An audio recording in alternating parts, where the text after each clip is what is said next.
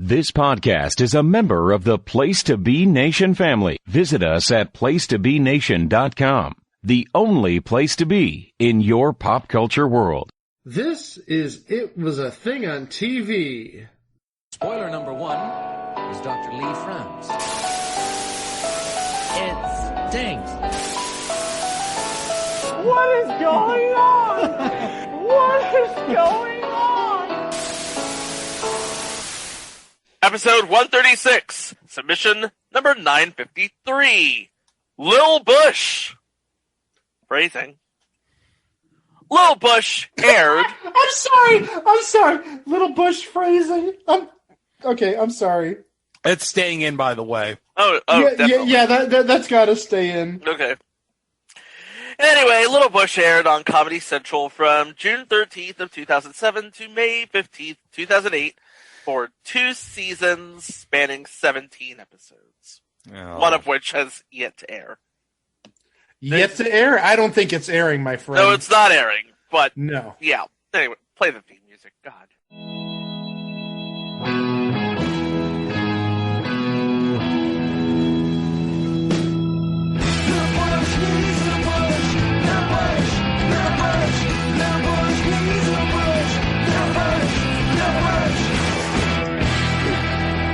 Tonight's episode, the one where we made an extra episode in case Lil Chaney's heart exploded.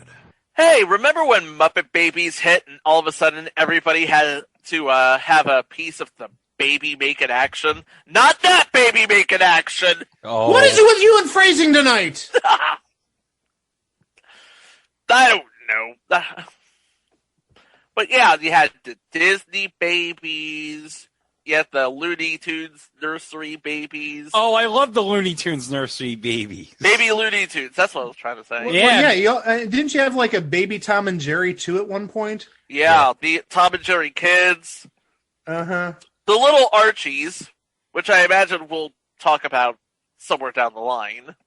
We'll probably talk about the Flintstone kids, too. Yeah, that too. Oh, we're going to talk about the Flintstone kids, yes. But yeah, it seemed like everybody was trying to make a mint off of the whole, let's take a popular character and miniaturize him for the kids. Of course, this show came about 20 years too late for that, but nevertheless, it was created. It was the brainchild of Simpsons writer Donna Carey. He got to start writing on David Letterman.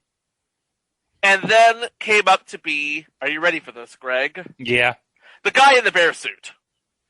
Oh! And from the guy in the bear suit, he went to The Simpsons, where he wrote for 4 seasons and was co-executive producer for 4 seasons. Then he worked on stuff like Just Shoot Me, Parks and Recreation, New Girl, and it afforded him the clout, I guess. The clout. Clout would be a good word. Mm-hmm. To create Lil Bush, which is sort of an animated series. It's one of the first animated series made exclusively for a mobile device or a mobile service. Oh, yeah, because mobile devices, those were starting to become big things in the mid to late 2000s. Yep. In 2004, it was uploaded to the Amped mobile servers. Oh, Amped. That's something I haven't heard in a long time. Yeah, I don't even remember Amped. Mike, do you remember Amped? You got me. I have nothing to add. That's going to be in our Patreon exclusive series. It was a thing on your phone. Oh, yeah. First episode will definitely be about the Nokia N-Gage. Oh! And within the first 5 episodes, we'll cover Quibi. What we didn't cover on this show. But anywho. Hey, don't take Rachel Brosnan's golden orm. Like, why is that sex doll talking? Anyway. Oh, yeah. That show. That show. Anyway, 3 years after it was uploaded to Amped, Comedy Central I guess somebody at Comedy Central watched it and decided to pick it up. And it became the first mobile/web series to move from cell phones to television. And to handle the output, Carey outsourced the animation to Sugar Shack Animation in Los Angeles, Miami, and Sofia, Bulgaria. Why Bulgaria? Bulgaria. Well, I'm sure it's probably because of cheap labor. I would assume is part of it. They probably don't know who George W. Bush is in Bulgaria. Nope. It just said, I'm just going to keep my head down, keep animating this cartoon. Sonic Carey is not going to fire me today. Yeah, that's probably about it. What are you going to do in Bulgaria if you get fired from animating American cartoon? You're going to go back to whatever. I know that Bulgaria is not like some third world country, but you would think that this type of job would be sort of prestigious or tough to come by in Bulgaria. Maybe. You don't hear many animations being done in Bulgaria. Korea, No. Absolutely. Japan, absolutely. Bulgaria, Well, not really on my radar. I imagine it would be one of the first cartoons to come from an Eastern Bloc country, since that run of Tom and Jerry cartoons that were animated overseas. You know the one, right? Yeah, you know what else I was thinking of? And this is a flashback to 40 years ago or so. I can't remember the name of the character. It was a cartoon that aired on, I think, the Great Space Coaster. It's just like one line. La Linea? Was it an Italian thing? I don't remember the name of it, but I know that was made in Europe. And for some reason, now that you say it, I think it was Italy. But originally I thought it was maybe like Poland or something like that. So we talked about how everything was animated, well, almost everything was animated in Bulgaria. But what was the show about? It was about George W. Bush as a kid. Yep, that's it. Good night.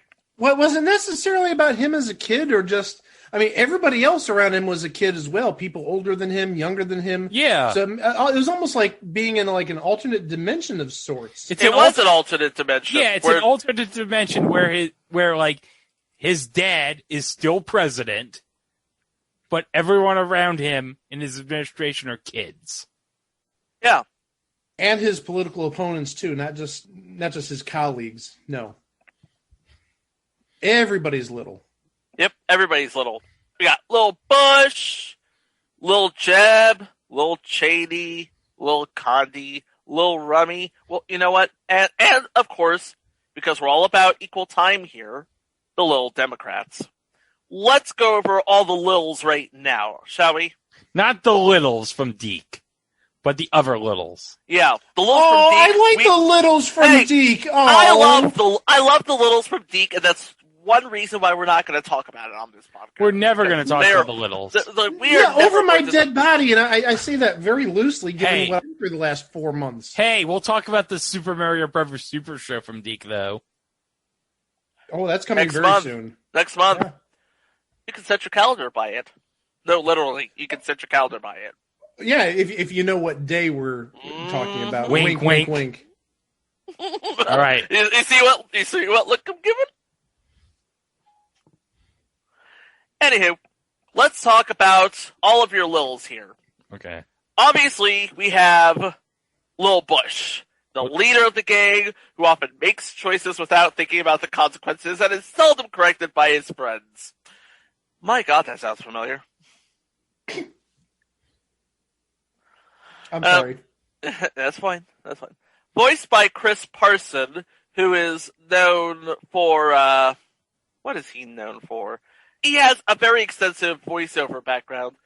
He appeared in The Fifth Element Special Edition, The Pursuit of Happiness, the series Nashville, the series Fabulous Life, Really Rich Real Estate. Really Rich Real Estate. And he was also voices in video games like Red Faction, Guerrilla, Infamous 2, Mafia 3, Grand Theft Auto 5, Skylanders, Spyro's Adventure, Prototype 2, and Overwatch, Final Fantasy 15, Final Fantasy 15 Comrades, Final Fantasy 15 episode Gladiolus, Final Fantasy 15 Monster of the Deep, and Final Fantasy 15 episode Ignis. When you were saying all the different Final Fantasy 15s, I was hoping it would be like the scene in Forrest Gump where Bubba tells Forrest Gump about all the different kinds of shrimp. Shrimp. Bullet shrimp. Fried shrimp.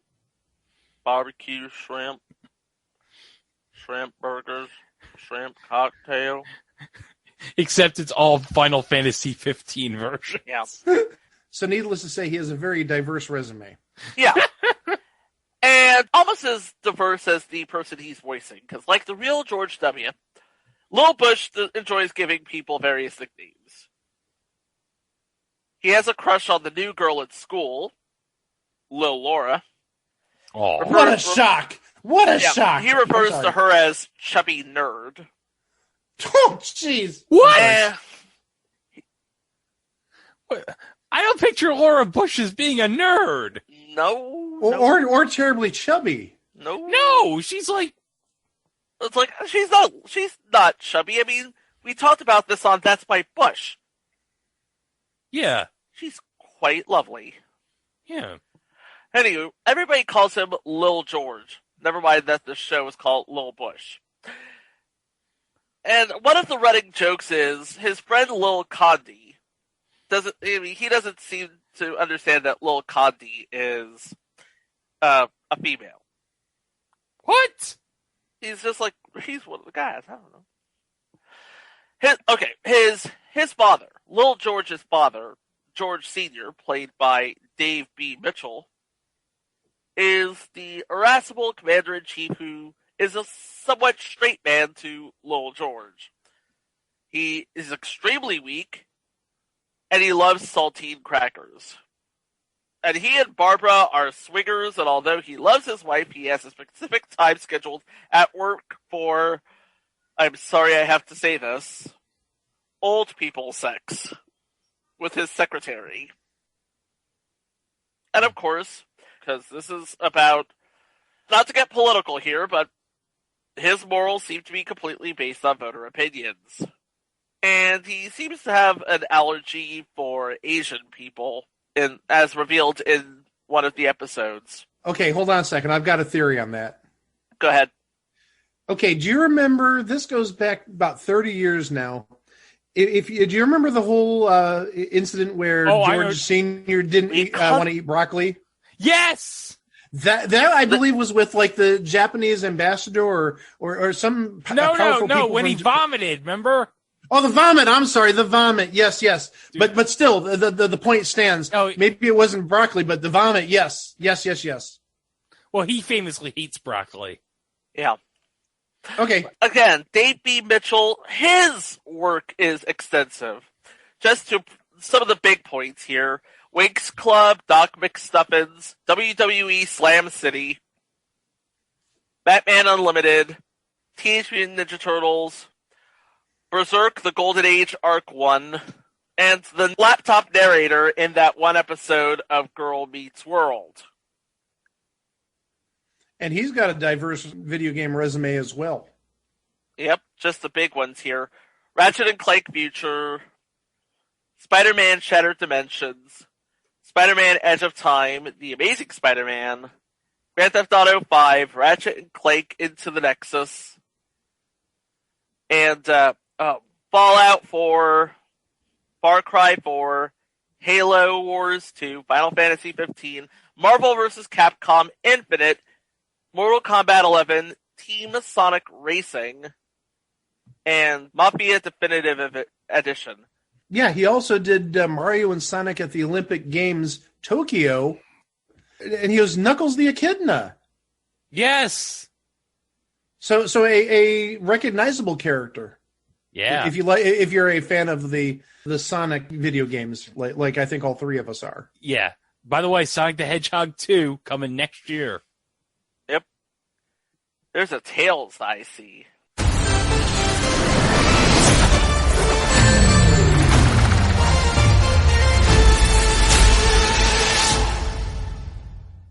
Ooh. Okay.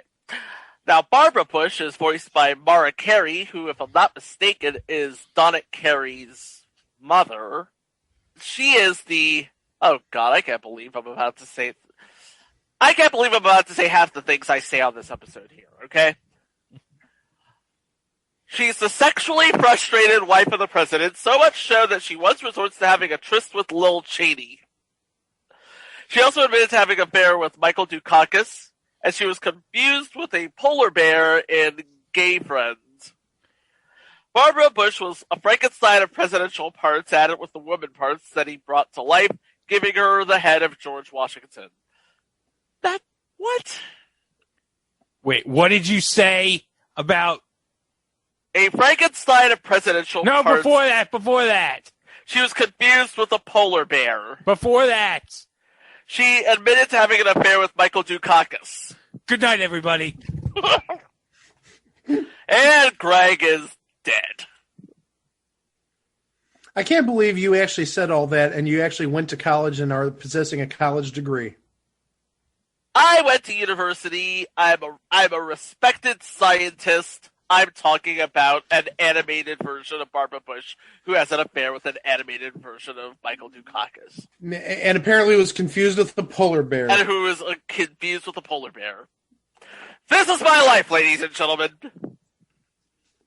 The things we do. Yeah. Okay, Dave Mitchell also voices Jeb Bush, the indestructible but mentally undeveloped brother to Lil George. His family shows a general apathy toward his well-being, which could possibly be because he's able to withstand things that would kill an ordinary person and sometimes benefits from them.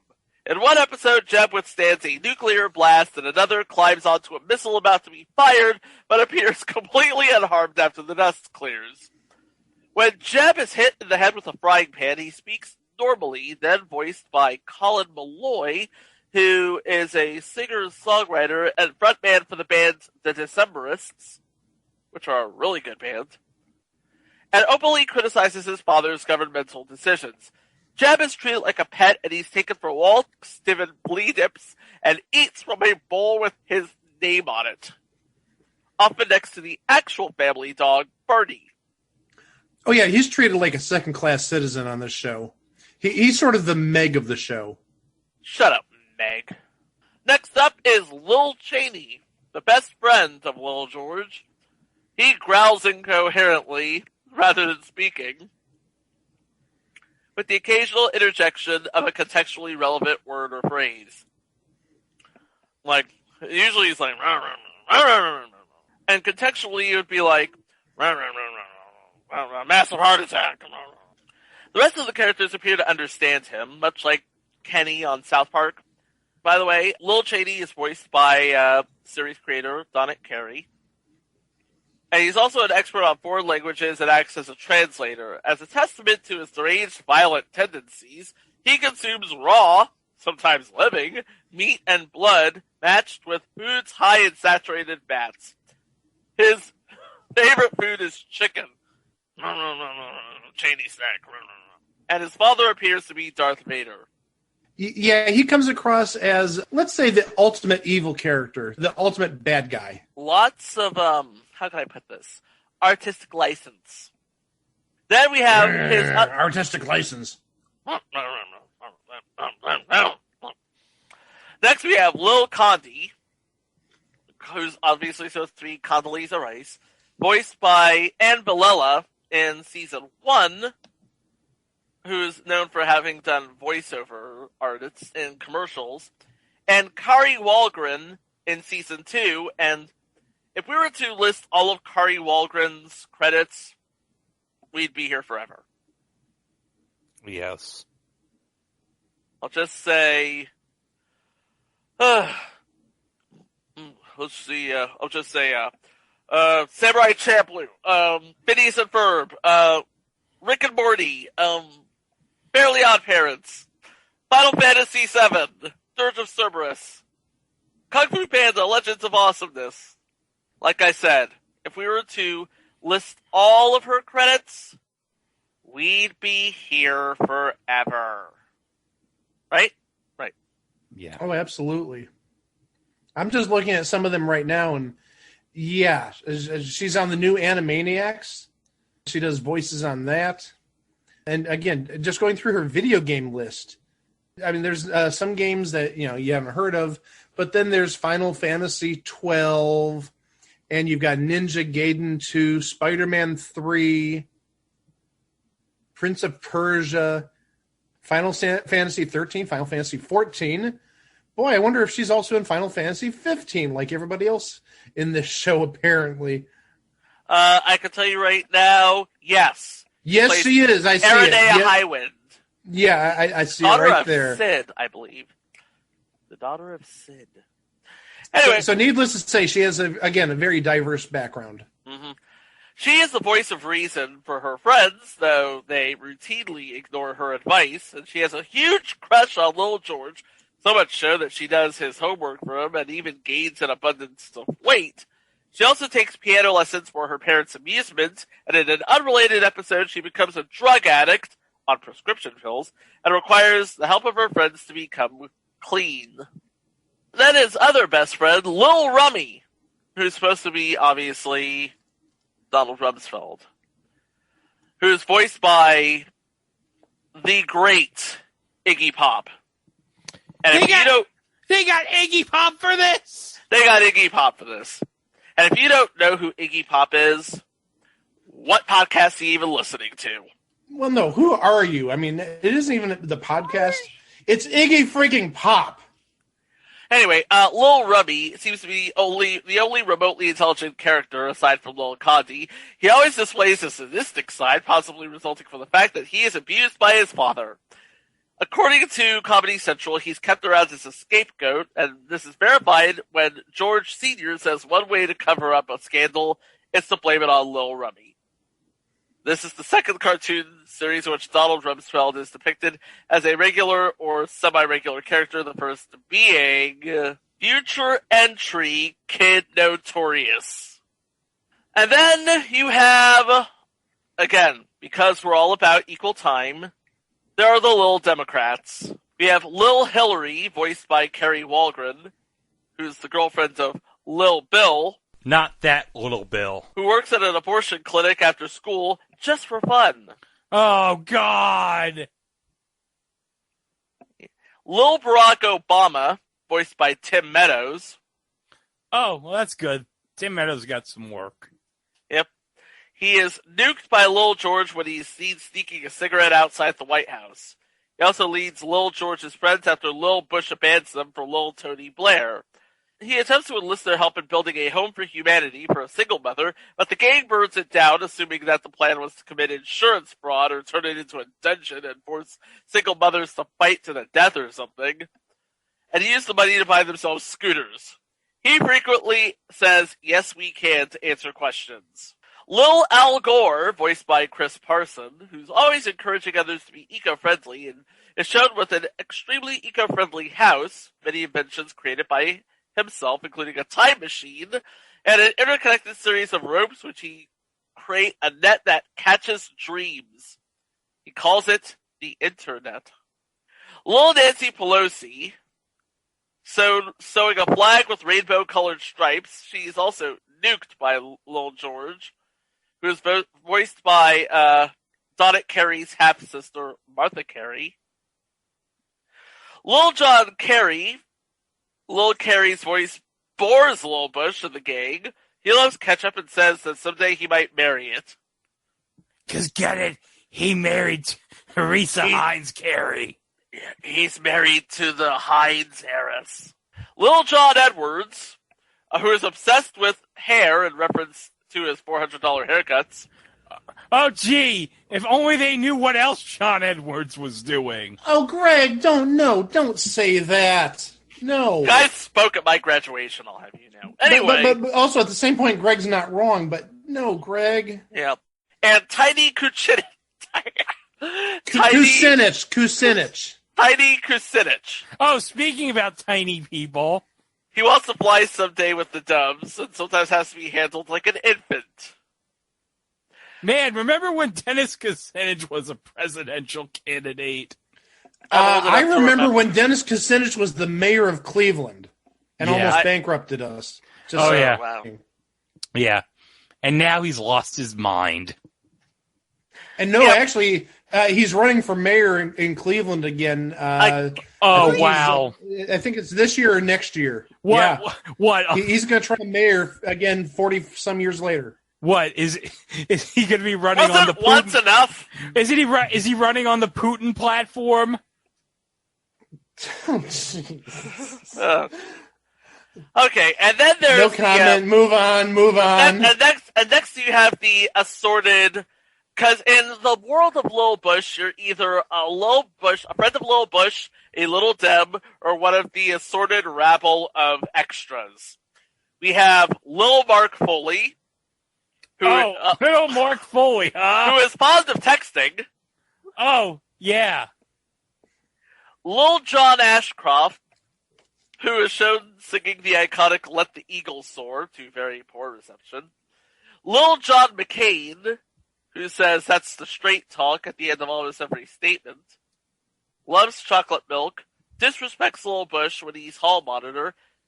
Lil Bush gets his vengeance by stoking fear of hippies in the school, then detaining John McCain in the back of a nearby Cuban restaurant as part of his anti-hippie security measures. Lil Remy then removes his brain with an ice cream scoop, after which he is a mindless zombie who does whatever Lil Bush wants. Does this remind you of anything? No. I'm not commenting. No. Lil Carl Rove, voiced by Kevin Federline. Yes, that Kevin Federline. What?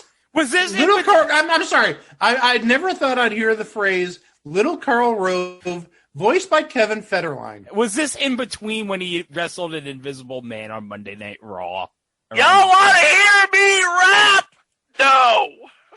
By the way, guys, Kevin Federline actually did wrestle John Cena once. And lost. No, I thought he won, didn't he? Oh, I'll go back to the network and look at it. For the record, Kevin Federline did beat John Cena in a no DQ match on an episode of Monday Night Raw, thanks to the help of Johnny Nitro and Umaga. Anyway, once the most intelligent student at Beltway Elementary, he hates the Lil Dems more than the Cronies due to their mocking of his rap style. I'm done. That's what broke me. I'm dead. Rapping Carl Rove. Okay. He lives in seclusion and eats nothing but Hot Pockets. Oh, jeez. If you require his advice, according to Lil Remy, he takes over your brain for all eternity, or at least until he retires to spend more time with his kids. Do we have any more little kids? We have the goat with... Okay, do we have any more? Okay, here we go. The ghosts of the Founding Fathers, revealed to be the Lil Dems trying to scare the gang a la Scooby-Doo. The Lil Fred Thompson, an actor in the drama club. Lil Rudy Giuliani. Oh, talk about another thing that doesn't age well. This definitely does not age well. Oh, no. Depicted as a cross-dresser whose nickname is Julie, will use the number 9/11 often and will do anything to keep the terrorists from winning today. Yeah, this did not age terribly well. No. Lil Mitt Romney tends to flip-flop and tries to convert people to Mormonism. Lil Tammy Duckworth, depicted as a duck in a wheelchair. Oh, come on! No! No! That's horrible! No! That's terrible. She is a war veteran and a hero. And she's an amputee just like me, so no. Lil Joe Lieberman, interested in buying the White House but is ignored. Oh, I get it, because he's Jewish. Yeah. Oh, Lil no. Mike Huckabee, who also tries to buy the White House, who is friends with Lil Chuck Norris. That's it, I'm out of here. No, Little Chuck Norris. Yeah. Lil Catherine Harris went on a double date to the school dance with Lil Chaney, taking Lil Ann Coulter and Lil Remy with them. No, there's a little Ann Coulter. No. This does not age well at all. Okay, all right. Are we done? How much more do we have? There's still a little bit more. Are you ready? You know what? I'm just going to do one line about him. Lil Ralph Nader and Lil Ron Paul, who tried to buy the White House. Lil Kim Jong-il, who refers to Lil Bush as Kitty, who wants to be a Hollywood filmmaker, even kidnapping Kevin Costner. Lil Tony Blair, an effeminate British boy who's on the same cheerleading squad as Lil George. Barbara Bush, by the way, uses being British as a euphemism for homosexuality. Oh my gosh. Neil Bush, George's hippie, druggy older brother, who he refers as both crazy and bisexual. He's the Bush nobody ever wants to talk about. Lil Dave Grohl, Lil Anthony Kiedis, Lil Flea. Let me guess, the Little Red Hot Chili Peppers made an appearance in an episode. In the Little Foo Fighters. Yep. Oh, okay. Lil Wolf Blitzer. Did he lose little $4,800 in Jeopardy? And Did he lose the little Andy Richter? Probably. Raul, a Mexican day laborer hired by Lil George to do his chores for him. Oh, no. Gotti, who's mistaken by Lil George as a member of ZZ Top. Satan, who welcomed Lil Chaney to hell after his fatal heart attack, but sent him back after Chaney's method of running hell became too extreme for him. No. Little Abdullah of Saudi Arabia, who plans Lil 9/11 together with Lil George, apparently. No! Little Mikey Moore. Oh. Lil George's brain, voiced by Fred Schneider, of all people. Wait, that Fred Schneider? That Fred Schneider. Oh my and gosh. Lil George's gut, voiced by Bootsy Collins. Yes, What? that Bootsy Collins. How are they getting all these good people for these stupid roles? Oh my gosh. Lil Arnold, he keeps Lil George the cover Fishy and is a returning character. And Lil George's pet fish, Fishy. He calls Fishy Fishy because he's a fish. I know the human being and fish can coexist peacefully. Well, you should also add that little Arnold, who's Arnold Schwarzenegger, in case you forgot, he was a governor at one point, was voiced by D. Bradley Baker. And if you don't know who D. Bradley Baker is, what podcast are you even listening to? Yeah, educate yourself. Where should we start? Google it. I'm not here to educate you. Oh, I'll just say it, the one, just to get people started. He's friggin' Olmec. Yeah. He's Klaus on American Dad. No. Oh, Klaus. Yep. Oh, that sounds familiar. Yep, Klaus on America. Yeah, Mike, why is that? Anyway. By the way, okay, we done with the littles? We're done with the littles. We are done with the littles. Okay, good. Because if there was going to be a little Larry Craig, I'm going to be running. What kind of adventures are these jokers getting into? Let's find out, shall we? Just to let you know that each episode is actually 2 segments, much like the old days where they had 30-minute shows, 2 segments each. Cartoon Network still does that. Episode 1, Iraq and First Kiss. Lil Bush and the gang go to Iraq to find the perfect Father's Day gift. And then the gang bets to see who can kiss a girl first. The gang is shown as Guns N' Roses in a musical number. Greg, I agree with you. This is going to be a very painful rundown of episodes. And I'll tell you right now, guys, that was it for me. I could get through 2 minutes. I'm having regrets even bringing up this show as a submission. Oh, God. This could very well be the worst show we've ever covered. And that's saying a lot. And that is indeed saying a lot. Episode 2, Nuked and Camp. In Nuked, Lil Bush learns to stand up to a bully named Lil Kim Jong-il by bombing, among other things, his residence. In Camp, Lil Bush and the gang go to summer camp and discover a sleeper cell. The Lil Bush band is shown as the Sex Pistols and later as Kiss in the episode.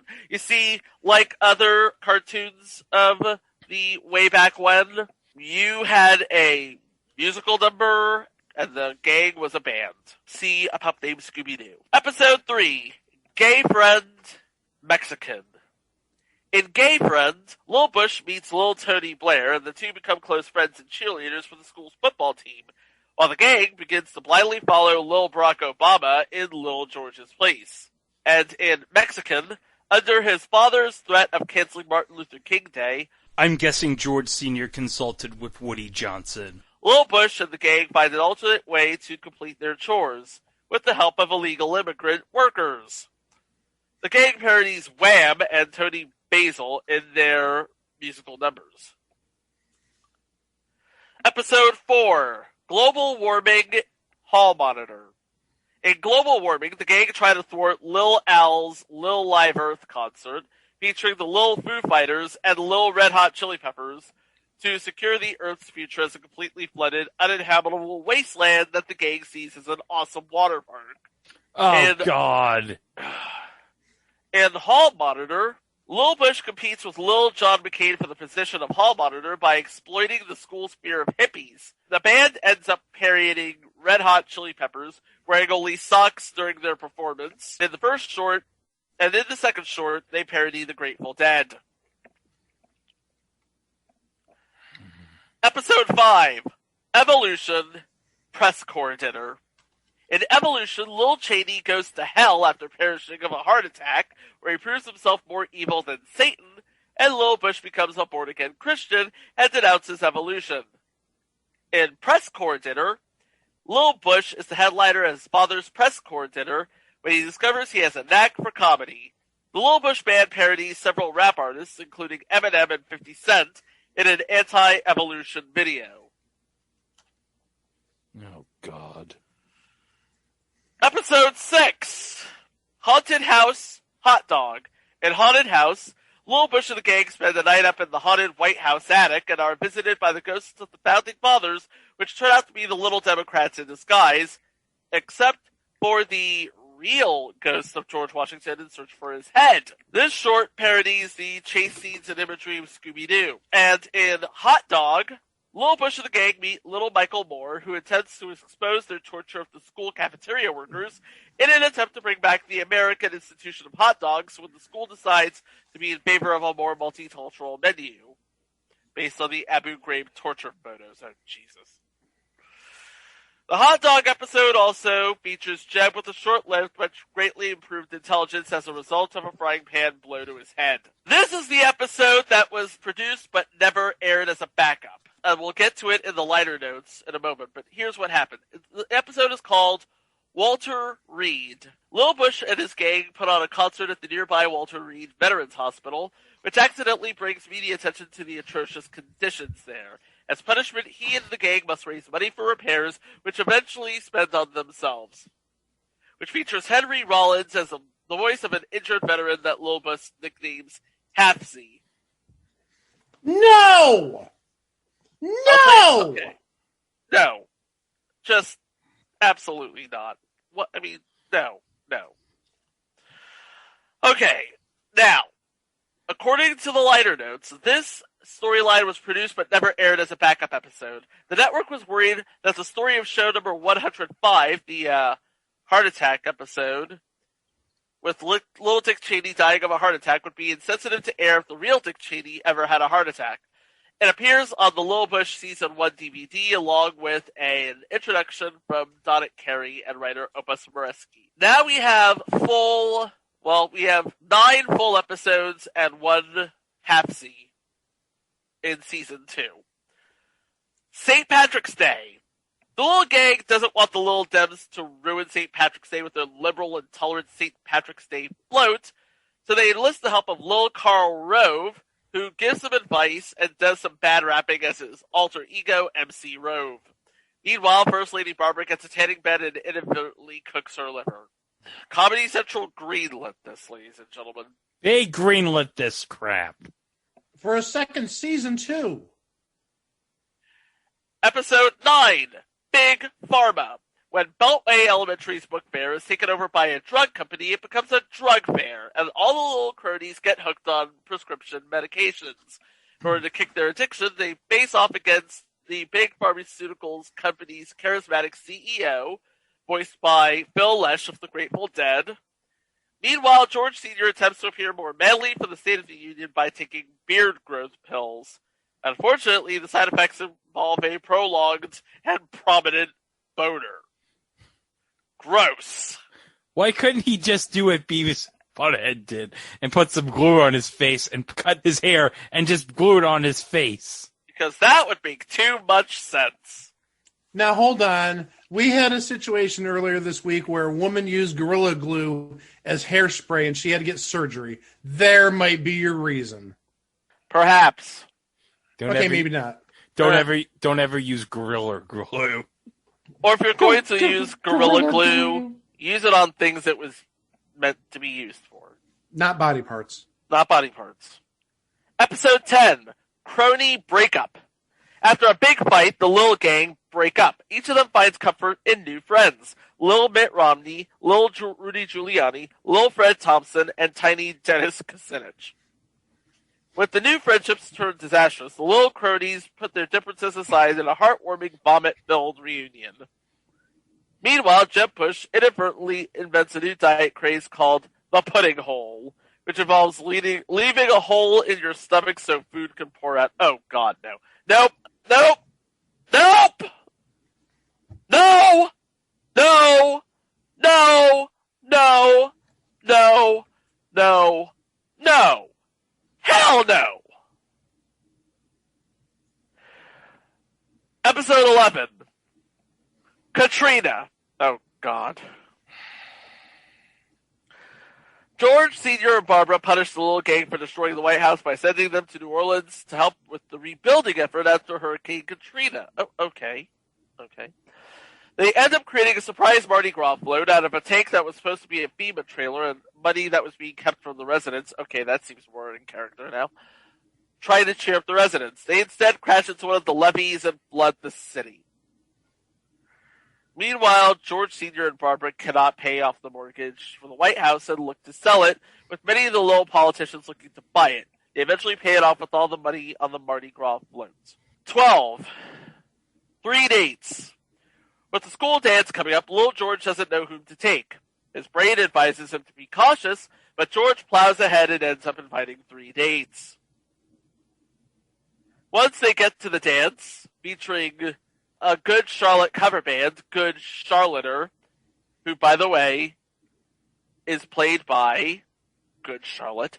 Oh, wow, I never would have guessed the Good Charlotte cover band is played by Good Charlotte. George has to silence his brain once and for all. George Sr. is dealing with an annoying house guest, King Fahd of Saudi Arabia, who is, by the way, the King of Saudi Arabia during the First Gulf War, who parties like a frat guy and lords his oil over the president. Oh, Jesus. This is a weird timeline, because we have stuff, like, happening in the present day as this show was airing, like Katrina and stuff. Uh-huh. But the grown-up politicians are the politicians from the 80s and early 90s.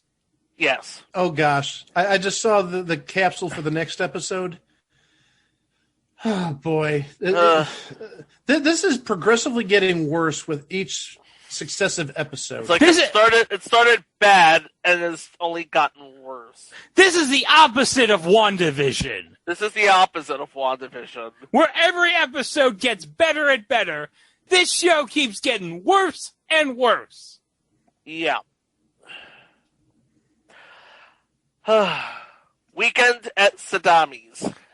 Oh.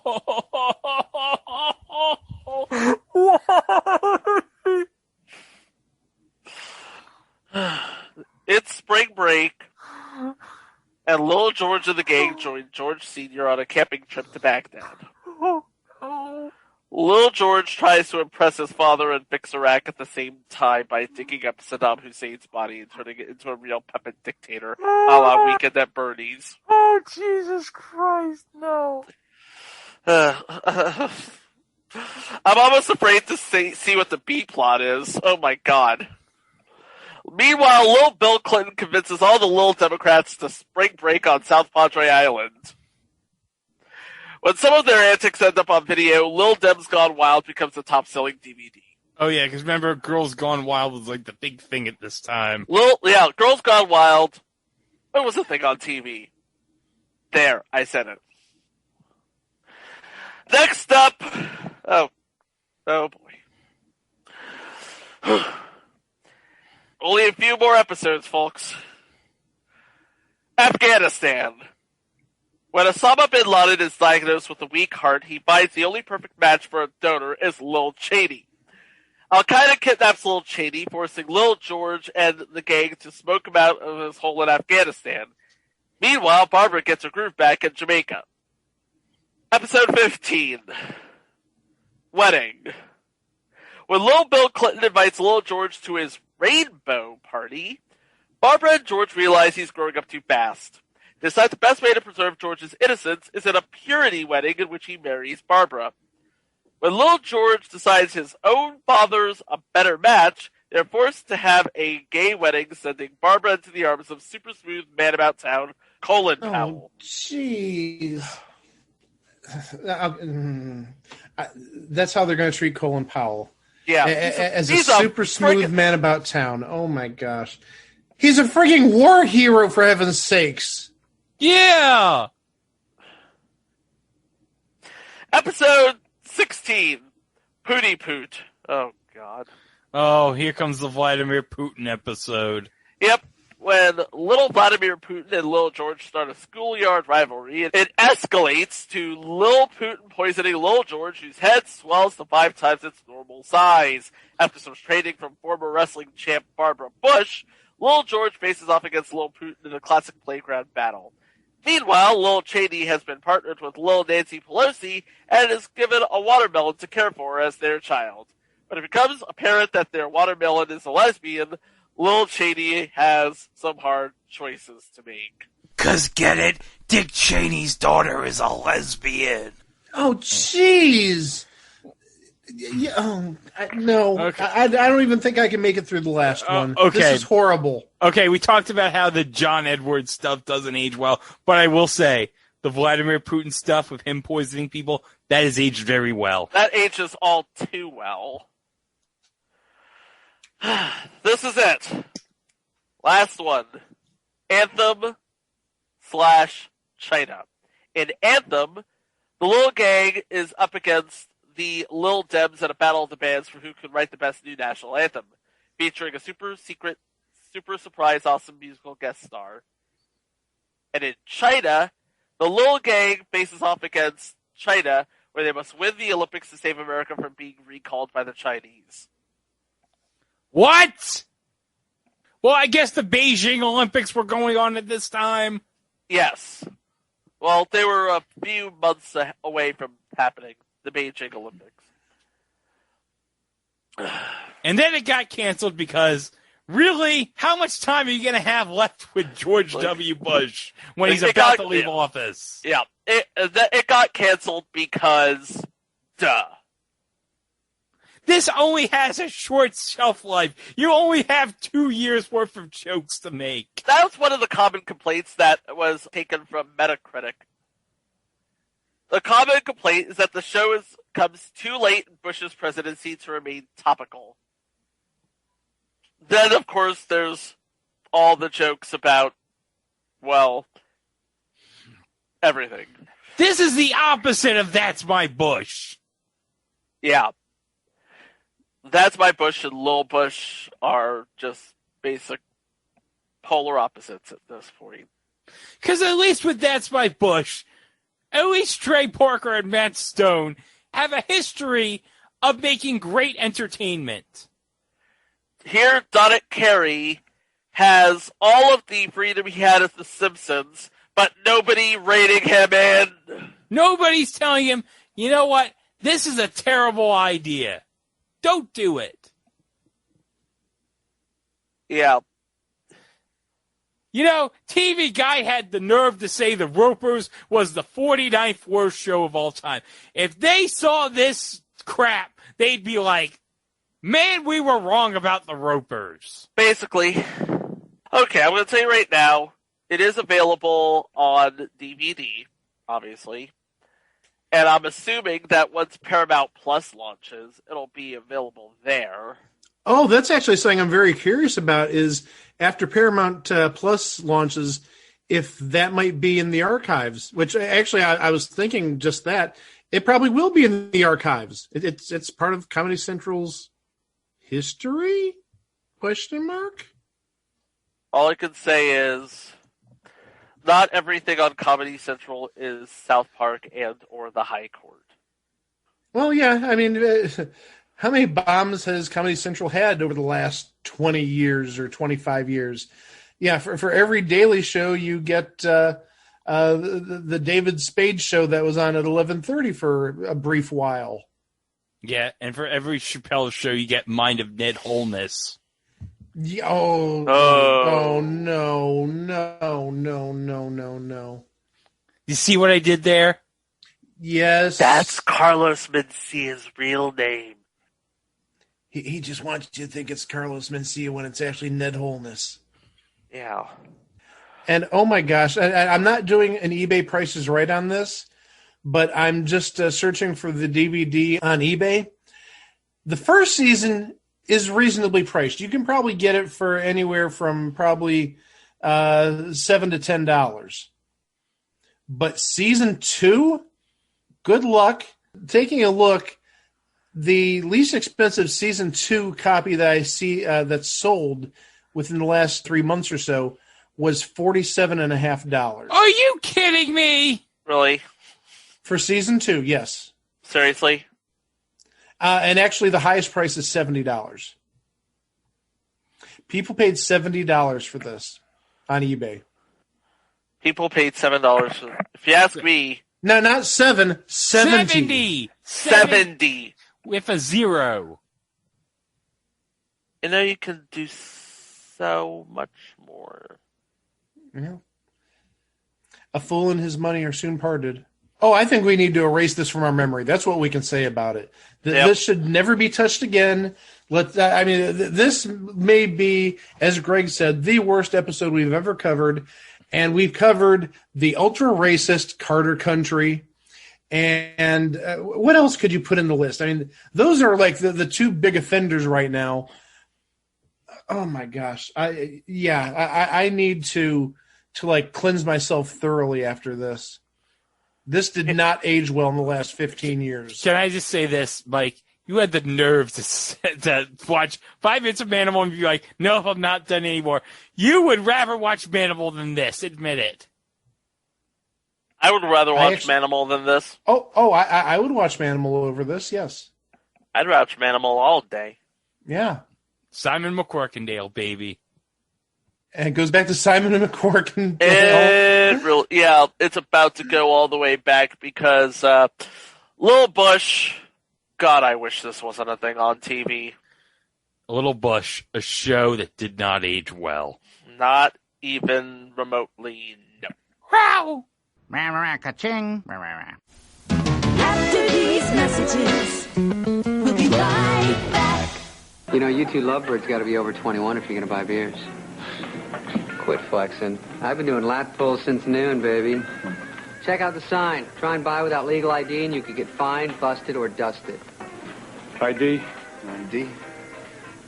I don't have an ID on me. Sorry, pal. Ouch, bro. That was hard to watch. Don't you have to be on stage or something? Yes. Let's meet up later. Maybe we can work out. Party at the squat rack. Next, the season finale of ER. A lost child is found, while another may be lost forever. New discoveries beyond anything you could guess. What? Mark? What? The ER season finale not to be missed. NBC Next. He should have stayed with him. He should have stayed with him. Houston ducks under. Got it with 8 tenths left. NBA Mayhem continues this weekend. CBS Sports Break, sponsored by Budweiser Beer. Good evening. It was a shootout at the U.S. Open today. Veteran Lee Trevino had rallied to tie for the lead until this bogey on 18 set him back. Greg Norman then made par with this putt on the final hole. He is now even par and holds a one-stroke lead after 3 rounds at Shinnecock. And we'll have more after this. In the American League, Ricky Henderson supplied one of 3 Yankee home runs as New York downed Baltimore to close the gap on first-place Boston, which lost today. And the Angels' Don Sutton failed in his first bid for career victory number 300. For CBS Sports Break, I'm Ann Butler. This is CBS. Like gum disease, Colgate Precision has 3 sets of bristles. One like a flat brush for the surface, another like a rippled brush to reach between, and a third designed like nothing else to sweep plaque from the gum line. Fighting gum disease takes precision. If your bacon cheeseburger isn't flame broiled, fire it. Welcome to Burger King. And get a new flame broiled Bacon Mega Supreme? The new Bacon Mega Supreme is a 1/3 pound of beef broiled over an open flame, and flame broiling beats frying 4 to 1. 2 patties smothered in hot, crispy bacon, melted cheese, lettuce, and tomato. So if it's fried, it ought to be fired. Get the new flame broiled Bacon Mega Supreme. More great taste for more great value. Only at Burger King. Tough day, huh, kiddo? We're doing fractions and math. And Gracie Gibson kissed me on the playground in front of everybody.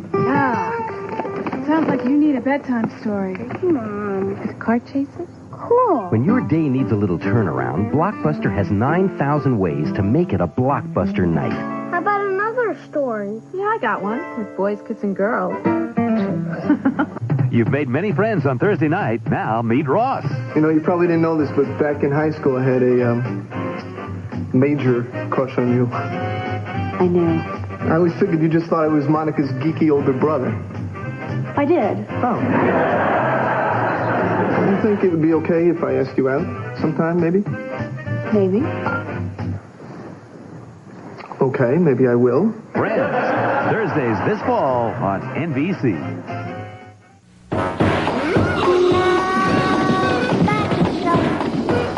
Minisode 5, submission 1893.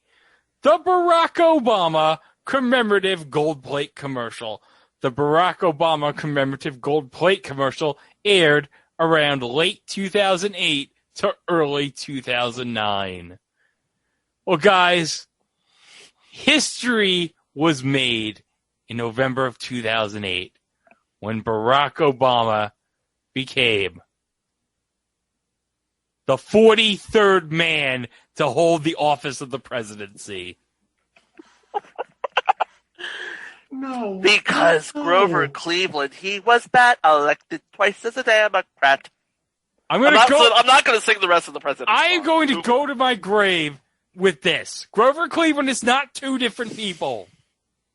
But we're not here to talk about that. We're not here to talk about that. We're here to talk about Barack Obama. Barack Obama. He made history. He beat John McCain in the 2008 U.S. presidential election, and he became the first African-American man to become president of the United States.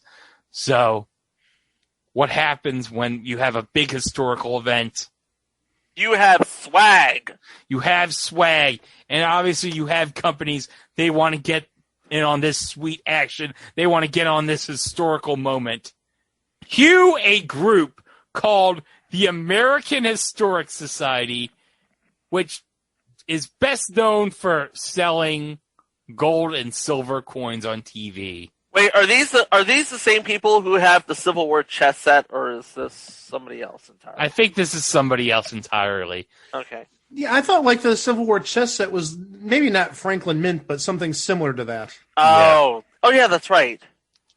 Mm-hmm. But the But I know what you're talking about. You're talking about like the Silver Eagles. They're .999 silver. They're .999 pure silver or almost pure silver, and they're like legal currency in like the British Virgin Islands or something like that, or some Commonwealth country in the Caribbean. Yeah, I know about those coins. Never bought them, but I've seen their ads. Well, they decided we're going to honor this historic occasion with a special plate honoring Barack Obama, and they decided to make a commercial out of it. And boy, guys, this is bad. So we're gonna all watch it together, okay? Okay, we're gonna watch it. We're together. all gonna watch it together, and you're all gonna listen along to us watch this. Okay, here we go. Now you can own a piece of history, commemorating the day the world changed forever. Look at all these people toasting. Historic victory. Historic victory trademark. Honoring the election of the 44th president. Look at that guy. He's like, oh yeah, I'm hot shit with this plate. His confident smile and kind eyes. His confident smile and kind eyes. Oh, he has the kindest eyes.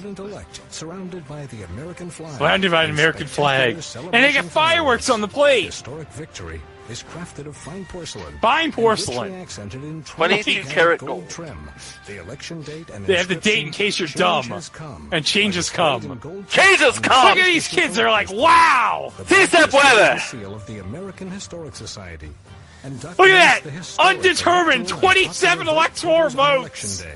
This certificate of authenticity. This was obviously produced before they called Nevada. I don't know. Of the highest quality and integrity.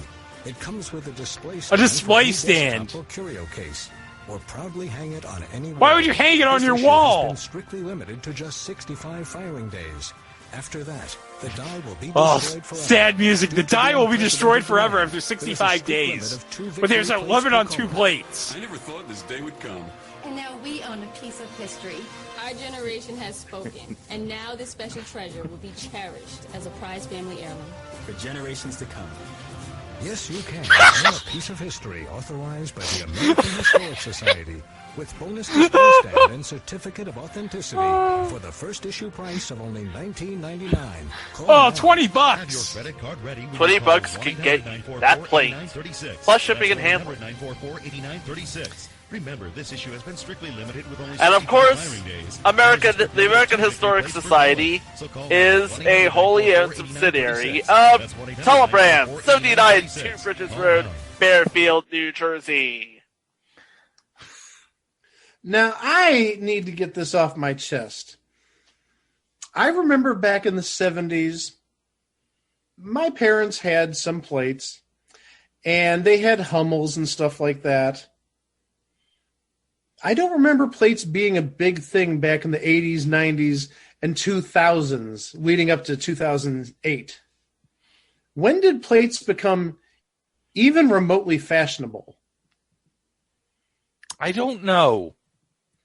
Yeah, because I'm thinking about it, and actually I'm seeing my grandmother's house, and she had like the annual Hummel plates from, oh gosh, I want to say the early 70s, all the way up to probably, she passed about 30 years ago. She probably had every plate up to like 1988 or so, and she had them hanging on her wall. So obviously, there's a market for plates, but again, yeah, I know my grandmother had these Hummel plates, but like nobody I've ever known besides her ever collected plates specifically between, again, the late 80s and the late 2000s. So why? I'm shrugging my shoulders. I don't get it. Because my dad had the same plates, I think. Because this is an historic occasion, Mike. It's a historic occasion, but they're plates. I don't get it. The best part was the electoral vote totals. It had like Obama 349, McCain like 170 something. Undetermined 27. Like that matters. Like that they couldn't wait like 2 or 3 days to get the final official vote. They couldn't wait 2 to 3 days to find out the results in Missouri. We gotta get this printed right now, folks. We have 65 firing days. They literally struck while the iron was hot, guys. Yes, literally. And my favorite is the couple. Like, this will be a cherished family heirloom for generations to come. Really? Really? This plate's going to be generations, Greg. Generations are going to cherish this plate. Now, you see, I could see this being sort of cherished if they actually did a collection of all the presidents, even we know who. But, wait, you mean Mr. Black? I get it's an important event, but it's like there isn't like a follow-up plate. Maybe I don't know. I haven't seen anybody trying to sell a Joe Biden plate since the election. Well, there was really no sort of appeal to Joe Biden. But you'd at least have appeal with Kamala Harris. Oh, yeah. Yeah. That'd be a big deal. But Barack Obama, you got to understand, 2008 was like a story outside of politics. He transcended politics that year in 2008. Oh, it was monumental, absolutely. It was sort of a whole thing unto itself, the 2008 election.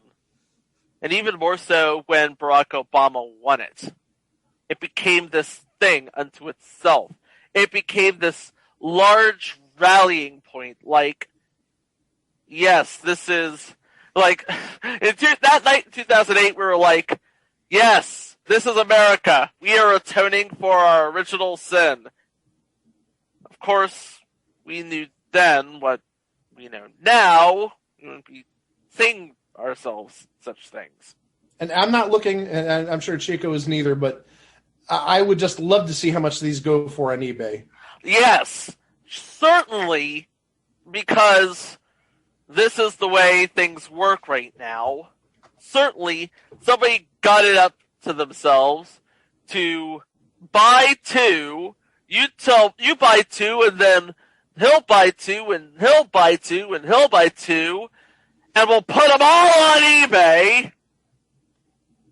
and we'll make a huge profit off of them. Okay, here it is. Because this is the age of the PlayStation 5. Okay, here's... These Obama plates are going to be the new Dogecoin. Here we go. We have the plate on eBay, so... Okay, so this is going to be different, okay? You're not bidding on the actual price of the item. You're going to be bidding on the price of the item, buy it now, plus the shipping. Oh, there's shipping. You're going to add the price plus the shipping. So this is going to be a first. So I'm going to start the bidding with you, Chico. $80. Mike. That seems to be a nice, reasonable middle. Okay, I'm going to go the exact opposite because I think the reason you added including shipping is because the price is so low.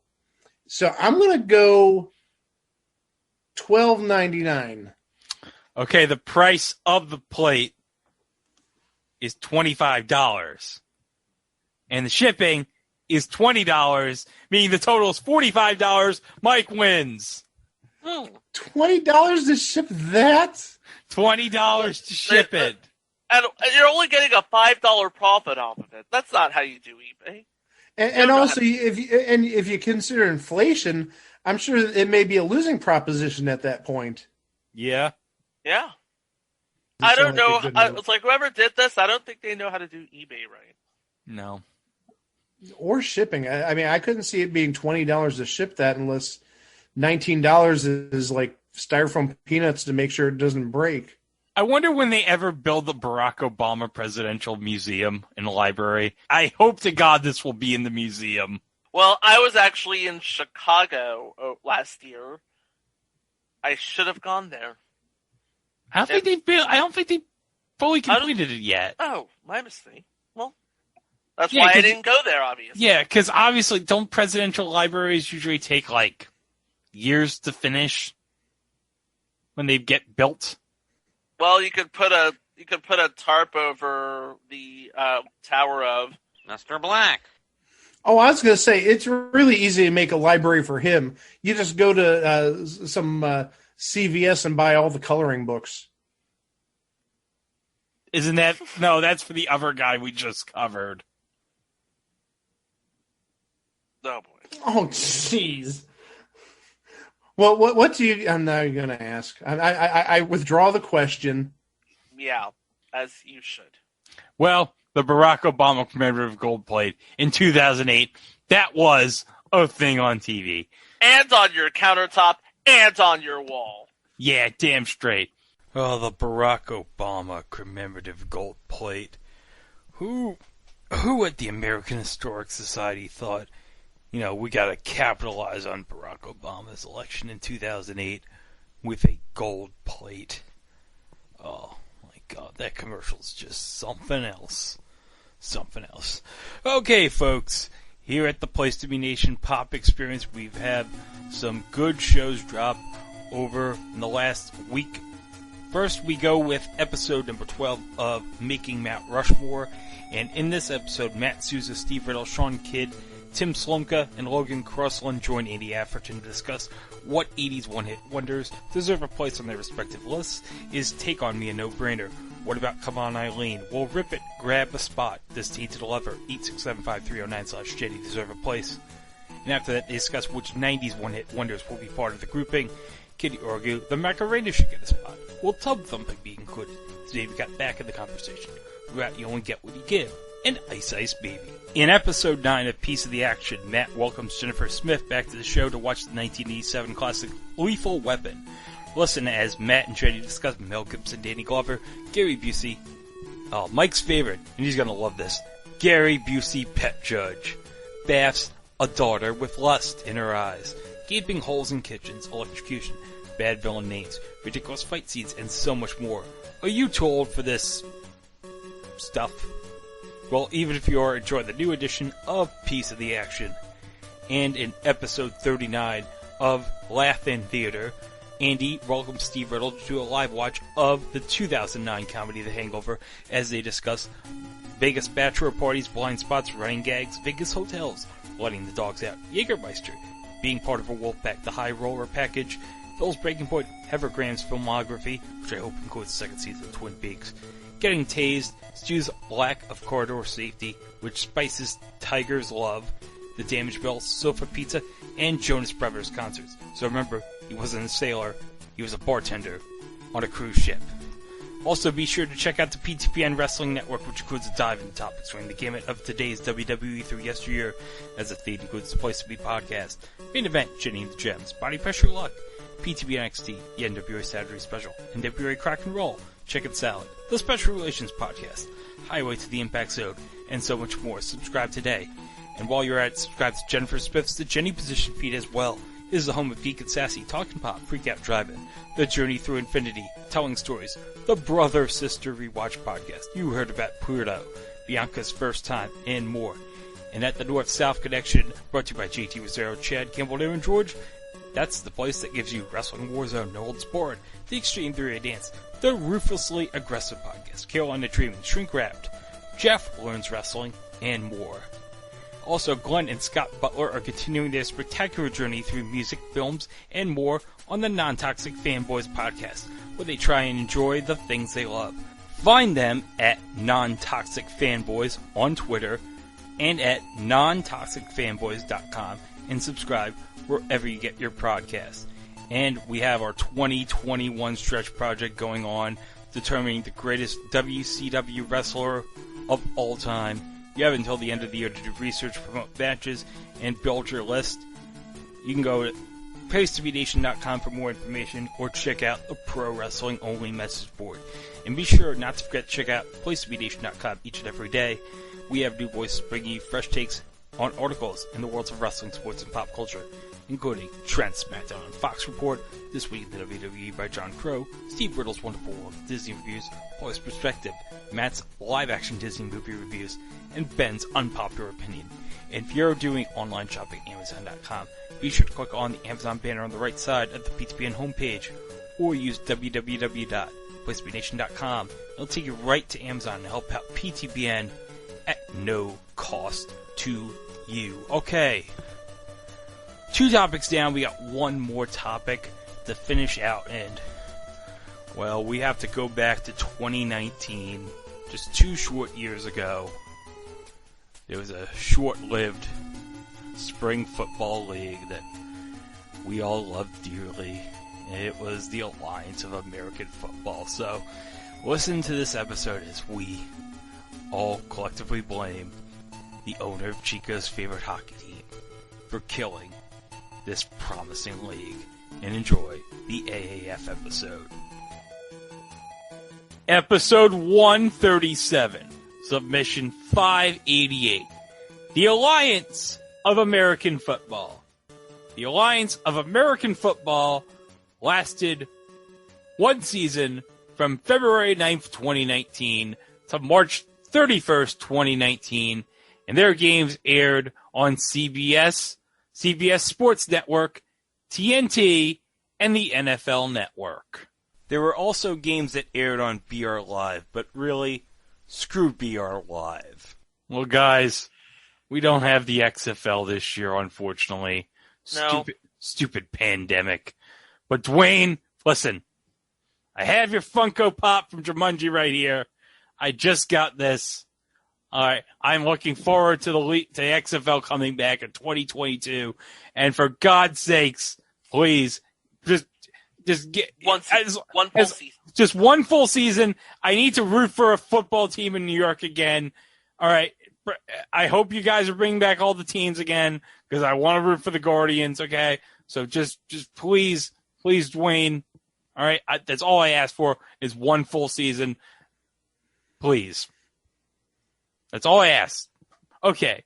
Before the most recent run of the XFL, we had the Alliance of American Football.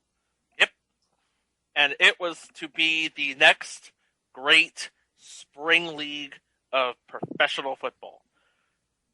And it had one thing that other spring leagues didn't really have. Not so much the backing, but sort of the, I don't know if it's somewhere between the outright backing and the mutually assured destruction. It's sort of in the middle where it says, you don't bother us, we won't bother you. Of the National Football League. If that makes any sense. Yeah, I guess so.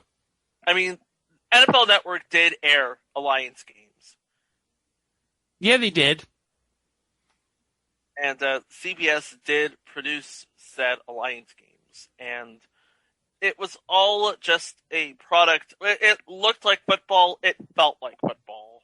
And it did not get in the way of anything from, the big boy on the sandlot. So how did this come to life? Well, it was the brainchild of one football great and the son of a broadcasting great. Bill Polian, it would be the football great. Yes, former general manager of the Buffalo Bills and the Indianapolis Colts. Yes. And then you also have Charlie Ebersol, who was the son of the president of NBC Sports and executive producer of 3 or 4 seasons of Saturday Night Live. 4. Thank you. Thanks, Greg. 4 seasons of Saturday Night Live. Dick Ebersol. And broadcasting legend. Oh, and by the way, folks, we'll be talking about Charlie Ebersol's mother sued Susan St. James because she's in 2 entries coming up in the spring. WrestleMania 2 and SOS Titanic. True fact. She's the love interest of David Warner in SOS Titanic. And Greg can't wait to talk about SOS Titanic. Oh, yeah. I can't wait to talk about her terrible job at commentary at WrestleMania 2 also. Oh, boy. No, you meant to say, uh-oh. Uh-oh. George! She was really hurting for work after Kate and Allie. Anyway. So, Bill Polian, Charlie Ebersol got together and formed the Alliance of American Football, which I don't know what the hook was about it was. I know he was. I could tell you he was sort of pushed into it because around this time he was producing a very, very well put together 30 for 30 for ESPN. This was the XFL. That, by the way, is available on ESPN Plus I suggest you watch it. Yes, about his father and Vince's attempts with the original version of the XFL back in 2001. Yes. So, doing the research, putting the film together, he thought, okay, the XFL had a good idea behind it, but the execution was bad. It looked bad on TV, it looked bad on the field. It was just it was a bad football, and it was also a bad show. So, he decided to take what worked about the XFL and sort of form a new league around that. Yeah, well, originally, and now according to Dave Meltzer of the Wrestling Observer newsletter, I think on Wrestling Observer Radio, he actually talked about how Charlie Ebersol, when the AAF was launching, said that Charlie Ebersol wanted to buy the XFL name and rights for Vince for $50 million. So Vince just relaunched the XFL out of spite, even though he had no idea what to do. We'll talk more about that in due course because... Oh, yeah. Because the XFL actually did look pretty good. I mean, compared to the old XFL, Pete Moss Rowing looks good. Yeah, well, when XFL 3.0 launches, we'll probably do an episode called The 5 Weeks of the XFL 2020 Season. Yeah. Maybe, possibly. Anywho, Charlie Ebersol didn't give up. He wanted to talk about perhaps merging the new XFL into the Alliance. Say the lot. What did you say, Greg? Out of spite? Thank you. So, Charlie Ebersol, he put together the league, and I don't know if he brought on board Bill Polian, or they just, he just was the first person who called it back. But somehow Bill Polian was brought on board. Then they began the formation of the league with 5 Delaware LLCs. Legendary Field Exhibitions, AAF Players, AAF Properties, LFE2, and We Are Real Time LLC. That last one will come into play a little bit later.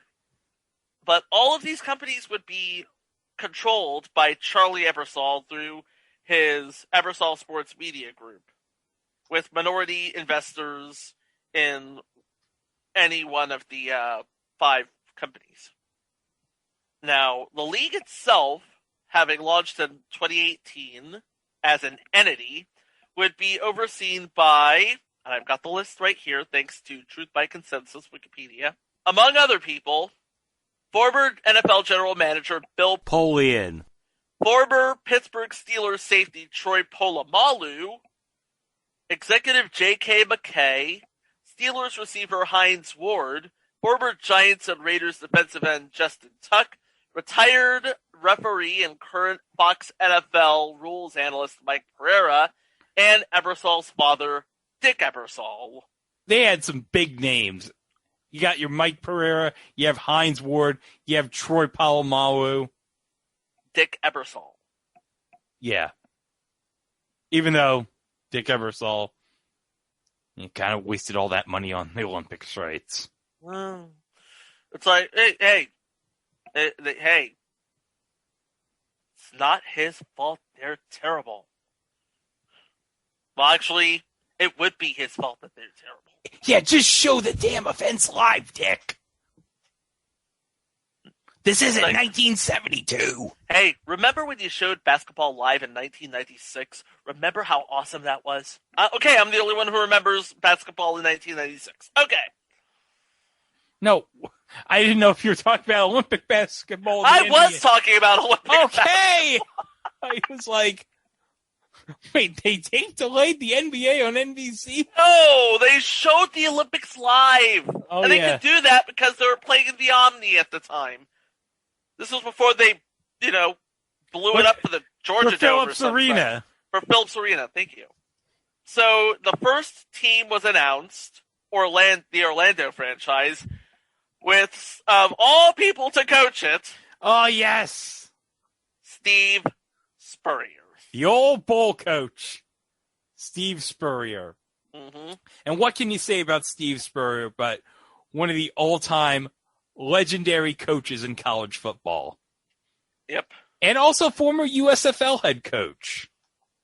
So he knows about being second banana. Yeah. You know, we could make a break to talk about Mr. Black, but we won't. Yeah. Anywho, that's another 30 for 30, which is another good watch. I liked that watch. I don't care what the former occupant of the White House. Anyway. Okay, so we have our coach, and by June we would have 8 teams in 8 cities. Those teams were, from the East, we have the Memphis Express, the Atlanta Legend, the Orlando Apollos, and the Birmingham Iron. And from the West, we have the San Antonio Commanders, the Arizona Hotshots, the Salt Lake Stallions, and the San Diego Fleet. Now, it's an interesting choice of cities. For one, they are purposefully trying to get away from cold weather football because your northernmost city is Salt Lake City in Utah, which is known famously for its snow. And also, I also know that you have a bunch of cities that are not known as football hotbeds unless you count the collegiate game. Yeah, well, I think that's on purpose. They chose cities that are high on collegiate football, but don't necessarily have support for an NFL franchise. Birmingham stands out. Birmingham stands out. Memphis. Yeah. Mm-hmm. San Antonio. Is San Diego a hotbed for collegiate ball? Well, they got San Diego State. No, that's true. They had the Utes in Salt Lake City. They actually, I believe this would be, the first time in a long time that football came to Utah. Yeah. Because I'm trying to think. USFL didn't have a Salt Lake City team. No, I don't think they did.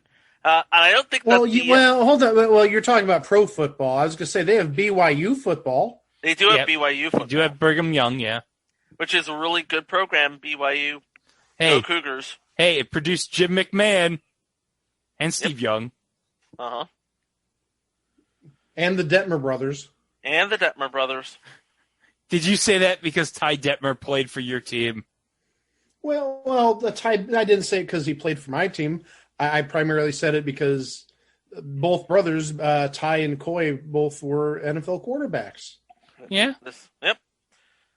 And, of course, San Diego, had just lost the Chargers to L.A., so San Diego's like, yeah, we need a football team to stick it to the Chargers. The entire Eastern Division is all within the SEC footprint. And Atlanta and Orlando are also in the ACC footprint. So there's something. And Texas is, I think San Antonio is within the Big 12 and the SEC. Okay. Yeah, because Texas A&M is SEC. Yeah. And Texas would be Big 12. Yeah. So a lot of collegiate footprint there, and they're all, supposedly the idea was they're all clamoring for spring ball. Supposedly. So now that you have the teams, here are some of the rules. And we're just going to go over some of the big ones, because at the end of the day, it's football, with a few key differences in how everything was sort of managed.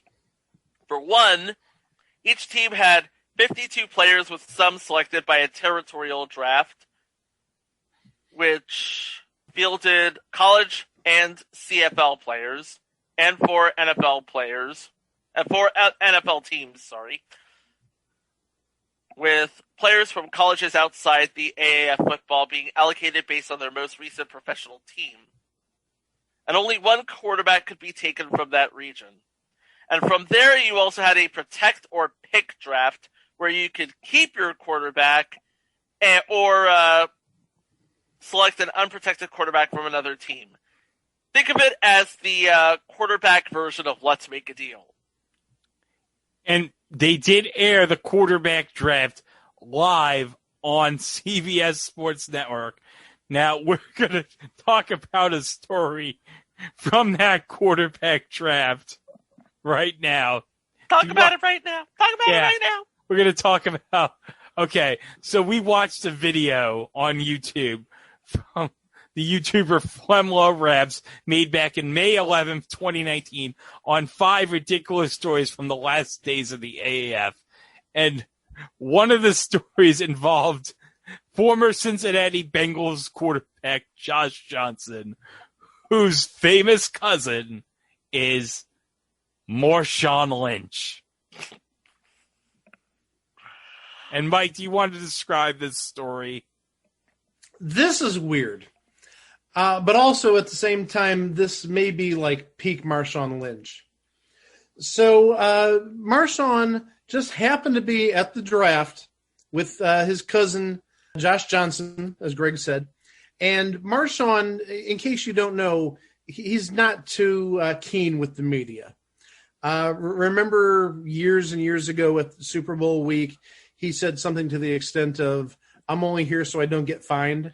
Yeah, and then there was also the other Super Bowl media day, which I was at, by the way, where he just only did an interview with Deion Sanders. So you see who we're dealing with here. Somebody who's not terribly media friendly. Well, Charlie Ebersol wanted to get an interview with him, and what the cost ended up being was $5,000. What? For a 2-minute interview, 2 minutes, and he didn't even talk for 2 minutes. He talked for 40 seconds or thereabouts. But the price he wanted was $5,000. So Charlie Ebersol immediately cut the check for $5,000. And apparently Marshawn Lynch thought that the check was maybe from the bank of Herb Abrams. He said, "No, I want the money. I want the actual tangible cash in the form of 20,000 quarters." And they came through, 20,000 quarters, $5,000 of quarters to get Marshawn Lynch to do this quickie little interview. But that's not even the best part, Mike. Do we want That wasn't the best part? Do we want to talk about who conducted the interview with Marshawn Lynch? A name that is very familiar to us and a couple of our listeners. The one and only Jason Zone Fisher. Yes. That Jason Zone Fisher. Oh, yeah. Memories of playing halftime live in 2018. And Arena! I forgot. Thank you. He also was on Arena. This was back when app shows were a thing. Yeah. And paid really well. Really well. Yep. This was before the days when the best you can get on Swag Bucks was 2.5 cents. Yeah. You know what we're talking about, Rick in Baltimore? Oh, we remember him back in the day. Oh, yes. Yep. So there's that. I guess we can go on to the other coaches, right? Yeah, the other coaches, I've got them right here.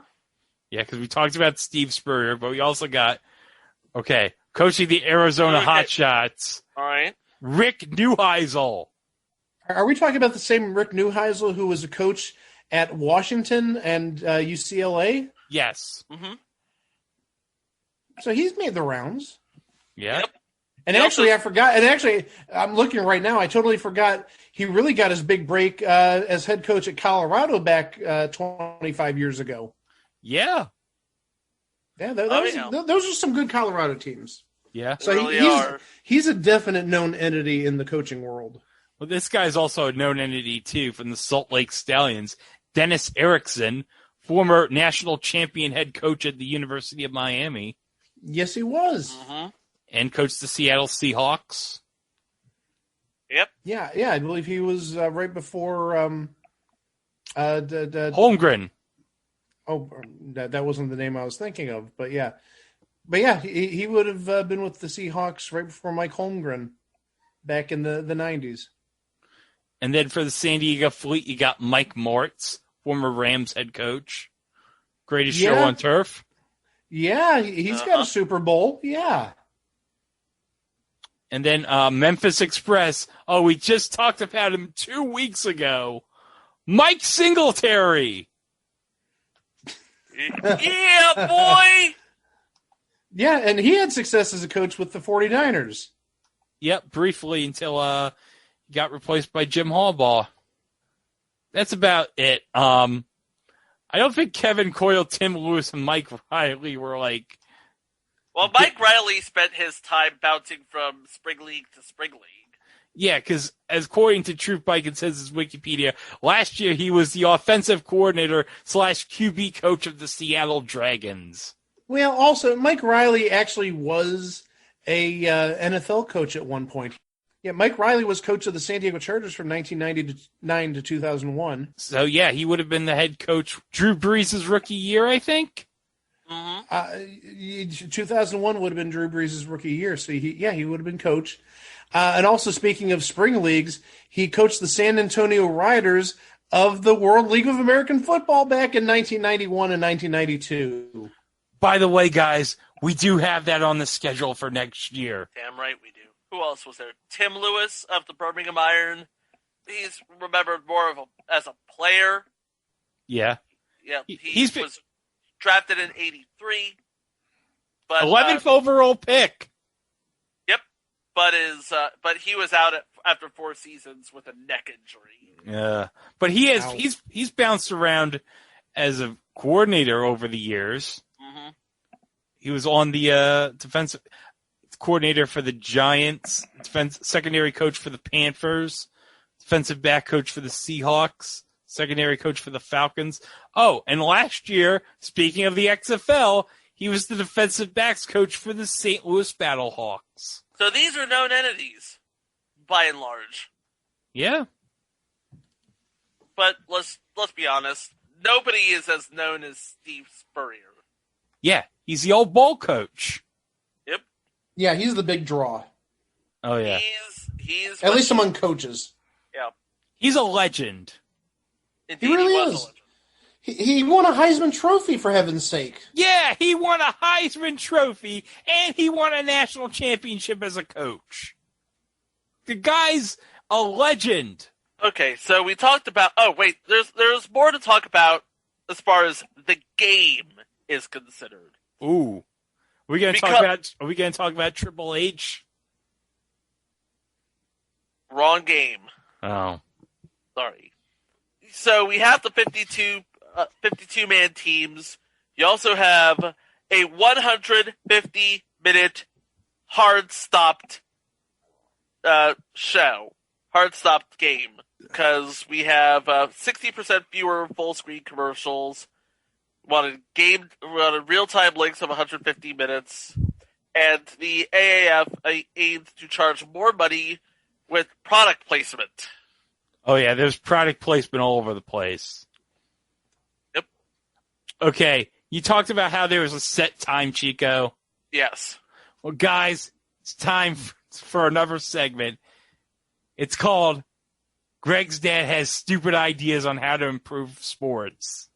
Greg's dad has stupid ideas on how to improve sports. Okay, do you want to hear this idea he has? Go for it. Okay. He wants the game clock to continuously run. So if it's 15 minutes for a quarter, it's exactly that, 15 minutes. So he basically wants it to be a basketball game. He wants it to be a basketball game, but no, when there's a stop and play, keep the clock going. He wants it to be like soccer, basically. Oh, but soccer also has stoppage time. So. But I asked him this. He says, no stoppage time. It's stupid. Just have the clock continuously go. I love the way you put it. It's stupid. What do you think, Mike? He can't stop laughing at that. Oh my gosh. This should be like a running segment in our shows. What Greg would do to improve sports. What my dad. Yep. You know what?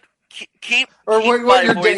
Yeah, your dad. I knew it was your dad. I don't know why I said you. Keep my voiceover. That way you could just hit the button and. Yeah, and also I'm sure since it's the AF, my dad would probably want D-list celebrities doing the halftime. And Lady Gaga. Oh, he'd save Lady Gaga for the championship game. But why would he do that? Because if you give him Lady Gaga, they'll be Gaga forever. There you go. Mm-hmm. Just ask the people at the inauguration. She owns that inauguration. Oh my gosh. Anywho. So we talked about the money, we talked about the show. Now there's the game where, alright, check this out. There was no kickoff. No, there was no kickoff.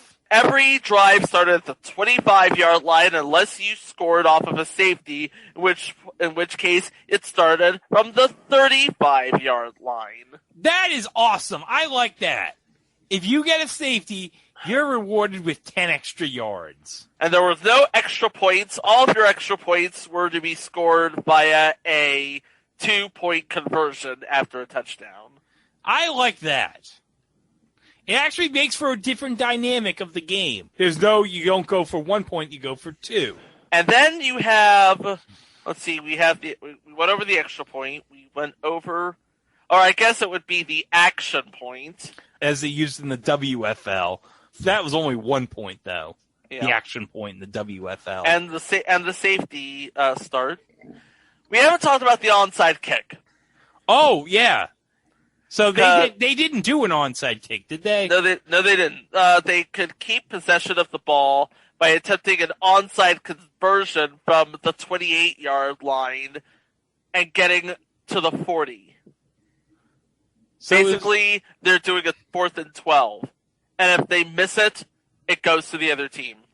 And the team was not allowed to attempt a play after a field goal or touchdown unless it was trailing by 17 or more. Or during the final 2 minutes of the first half and the final 5 minutes of the second half. And then you have a play clock that runs only 35 seconds instead of 40 seconds.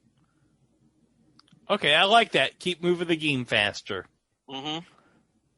And the players could not throw the football into the stands or hand it off to a spectator following a touchdown. So they basically couldn't do the Panthers thing. And also they probably wanted to save money on the balls. Probably. Yeah, the balls had to be expensive. Well, they were manufactured by the fine folks at Wilson Sporting Goods, so they were paying a lot of money. Oh, those aren't cheap. Not only are they not normal footballs, they also have tracking technology, sort of like the laser puck back in the 90s. Oh, the glowing puck on Fox? Mm-hmm. By the way, the penalty for that would be an unsportsmanlike for 15 yards. And if it is deliberate, you could assess a fine to the player. Oh.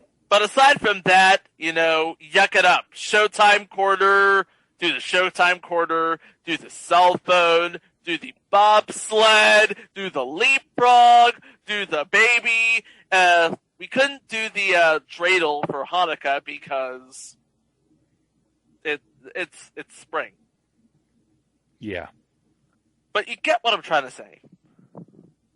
You could do anything besides that. And interesting, Trent Richardson was penalized during the first week when a ball he spiked went into the stands. Oh. They didn't assess the fine because it was an accident. Oh, he could have afforded it. He was a former Cleveland Browns running back, the third pick in the 2012 draft. He made millions. He could pay the frigging fine. Yep.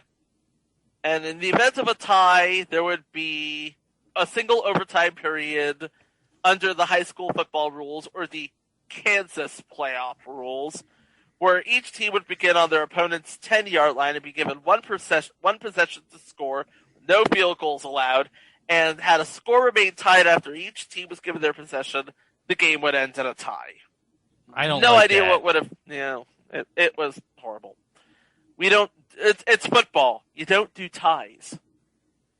No. Yeah, there's no ties in football. Well, high NFL. There's no ties in baseball, and there's no ties in match game. No. Exactly. Defenses were forbidden from rushing more than 5 players on or across the line of scrimmage, and no defensive player could cross the line of scrimmage for more than 2 yards outside offensive tackles. That was 15 yards for illegal defense there. Now, Chico, there was also one notable thing about the AAF. And that would be? The Sky Judge. Oh, yeah. The Sky Judge, it's basically, if I'm not mistaken, an overhead camera that is routed to the home office, I'm guessing? Yes. There's actually a person who has an overhead view of the stadium, and the person reviews the play. So if there's like a because there's no coaches' challenges in the AAF. No. So the Sky Judge has to say to the referee down on the field, hey, I think I see something wrong here. I'm going to review this play. And the officials are like, okay, go ahead and review the play. And so the Sky Judge has this, and you remember this, Mike, the Sky Judge has this big video setup of like monitors and everything, and the person could rewind or fast forward the tape, and you actually saw the process as it was going on. Yeah, it was a 9th member of the officiating crew. Yeah, it was like a setup that would make Charles Styles, Mystery Diners, jealous. Oh, yeah. All the cameras and such. And Mike Pereira, who works for Fox now, actually explained this perfectly. If you get a helmet-to-helmet spear and it's not called on the field, it can be picked up by the 9th official. He has the ability to do it in real time. It doesn't go to replay. He can call down to the field and say, hey, spearing on number 33 of Birmingham, 15-yard penalty. Let's go. It's correcting errors on the field by another member of the officiating crew without having to go to replay to do it and having a 3-minute stoppage to do it. And, of course, this concept was so amazing and so awesome that actually they adopted it in the XFL for the 2020 season. They did. In fact, the NFL remains the only sole holdout. Gee, I wonder why Roger Goodell doesn't want this in the NFL. I guess he doesn't want it to improve the quality of his officiating. A number of reasons, none of which I'm allowed to go over on this podcast. But they all add up to Roger Goodell as a cheap jerk. Yes. Oh, you didn't have to add the word cheap there. You just said jerk. Yeah, I said it! Anyway. We're not wrong. But other than that, it was football. Yeah. What it was football. Now, there are two things I remember from the first week of the AAF.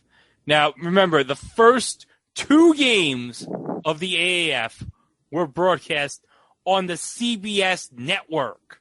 Not CBS Sports Network, the actual CBS network. The mothership. The mothership on a Saturday night. So the first week, 2 games on Saturday night, I remember, were San Diego against San Antonio, and the other one was Orlando against Atlanta. Now, in the San Antonio-San Diego game, which was the game we had here in New York for the majority of the game, there was maybe one of the most amazing plays I've ever seen, where one of the guys on San Antonio just runs into the quarterback on San Diego and just knocks his helmet right off. I saw that clip. Ow. And then the other play in the Orlando-Atlanta game was Steve Spurrier doing his own version of the Philly special for a touchdown, which was thrown by former New York Jet Jalen Marshall, who actually, I believe, had the first touchdown in the history of the AAF in that game, too. Yeah, I think you're right about that.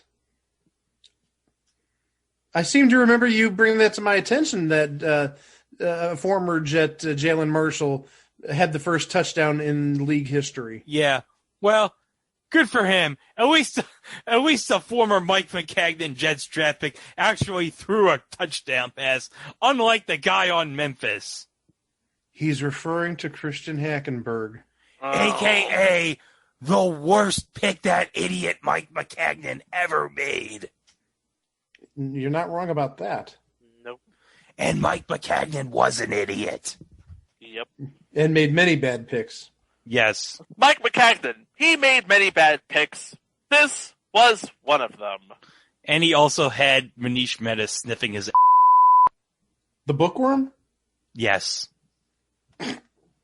Okay, so we got into the games. We talked about the show. We talked about all the broadcast partners. We talked about the Philly special. Now we're going to get into the meat and potatoes of where everything started to fall flat. As an inaugural season, the Alliance was highly invested in, and some of the investors included Peter Thiel's Founders Fund. Peter Thiel's a jerk, by the way. He is a jerk. The Trenton Group, which owns Barstool Sports, they're also jerks. Even though they employ PFT commentator who rigged the MVP vote for Mitchell Trubisky, which was one of the greatest moments in history. Jared Allen, I don't know who he is. I think he's the former Minnesota Viking, isn't he? Oh, yeah. Yeah, I was going to say, he played for the Vikings forever, I thought. Yeah, he played for the Vikings forever. He was eligible for the Hall of Fame this year. And he didn't get in. No. Not on the first ballot. But Peyton Manning, Charles Woodson, and Calvin Johnson did, so, you know. Slow Ventures, no idea who they are. Adrian Fenty, the mayor of D.C. from 2007 to 2011. Hey, do you think any time he walked around in D.C., you think anyone ever yelled to him, "Yo, Adrian"? Probably. Jeez. No. I thought the Fenty joke was going to be talking about Rihanna. It wasn't. Because Rihanna's last name is Fenty. Oh, I didn't know that. Oh, yeah. That's where I thought you were going with it. And finally, Keith Rabois, who had executive roles at PayPal, LinkedIn, Slide, and Square, and also invested in Yelp and Zoom before their IPO. He is considered a member of PayPal Mafia with Peter Thiel, Reid Hoffman, Jawed Karim, and Elon Musk. By the way, they're all jerks. Especially Elon Musk. Over time, they wanted to sell the AAF franchises to individual owners, but of course, that never came to pass. Now, remember earlier on the show I was talking about tech company being formed to run alongside the AAF? Yes. This is why they had that innovation. Because the tech platform was going to have game information delivered in real time. Why, you may ask? Good question.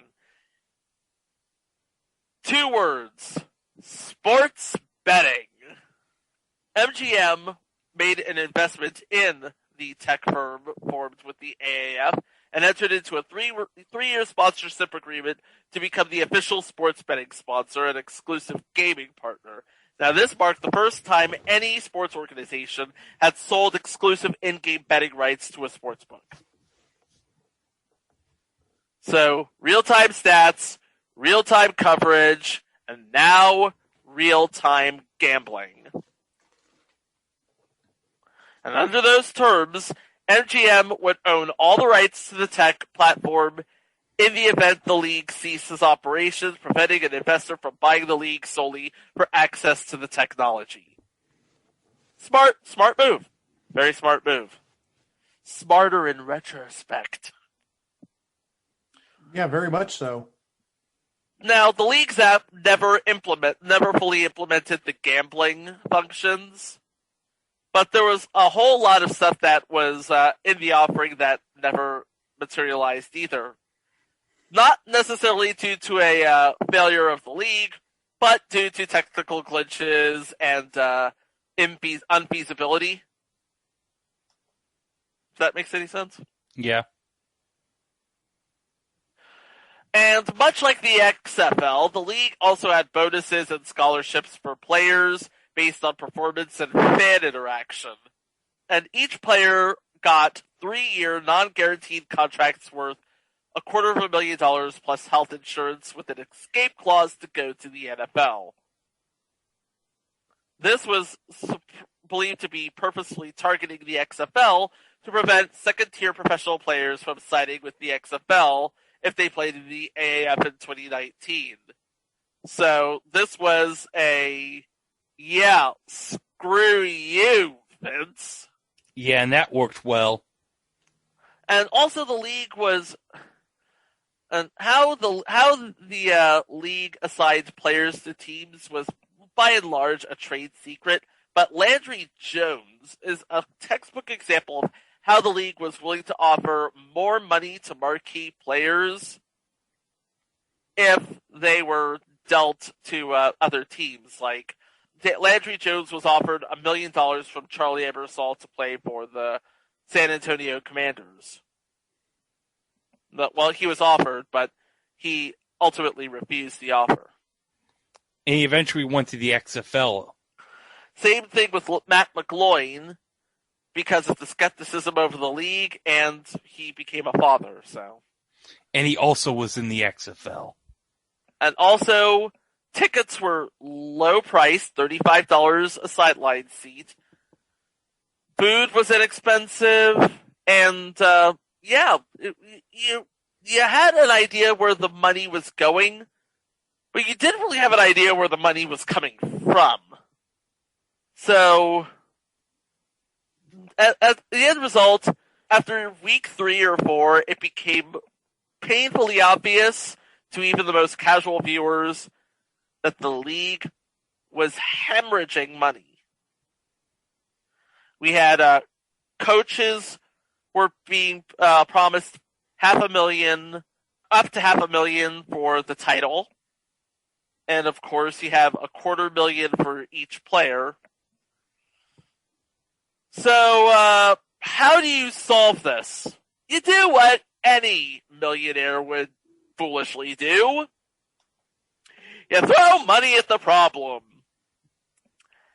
Enter Tom Dundon. Who is Tom Dundon? He is the owner of the Carolina Hurricanes. Oh? And he is also the owner of Topgolf. He decided to invest $250 million into the league, and at the same time made chairman of the AAF. He basically bought his way into the league. He received a majority stake in exchange for his investment and the chairmanship of the AAF. So yeah, Tom Dundon basically did what Mr. Black did in 1985. He bought himself into the league. Boy, is Mike going to get used to overtime this week of Mr. Black. I don't mind. Now, initially, they said it was because the league wasn't making payroll. But here's the thing. The payroll wasn't because of a failure of the league. It was because the league changed payroll companies, and it made a glitch in the system, and Dundon's investment had already been planned. Dundon actually backtracked on the $250 million lump sum, saying that he was going to use $250 million as a maximum base of the league if the league were to aggressively expand, and he reserved the right to pull out of the league at any time. Ultimately, he ended up investing $70 million into the league, reducing unnecessary expenses and abandoning the technology platform by the end of the league's operations to keep the league financially viable. He was basically... Okay, this sort of reads as the worst episode of Pawn Stars ever. It's like, you said this league was worth $250 million. I'll give you $70 million for it. The best I could do is $70 million, and I'll have to cut expenses. Aside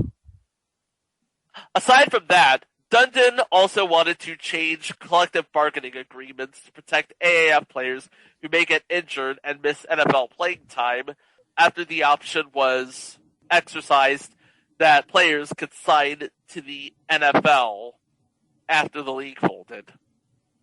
So what else was there as far as money is concerned? Because we had Dundon shortchanging the league by $180 million.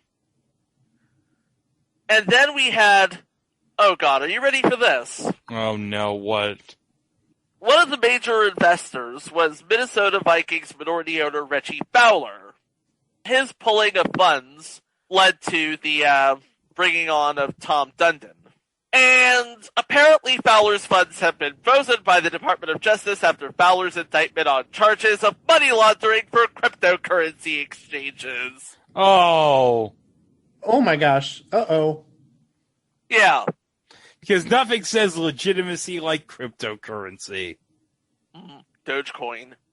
So there was supposed to be a 4-team playoff, which would have been held at Sam Boyd Stadium near Las Vegas. After Dundon took over the league, he moved the games to Ford Center at the Star in Frisco, Texas. Why? I don't know. Probably because it was cheaper.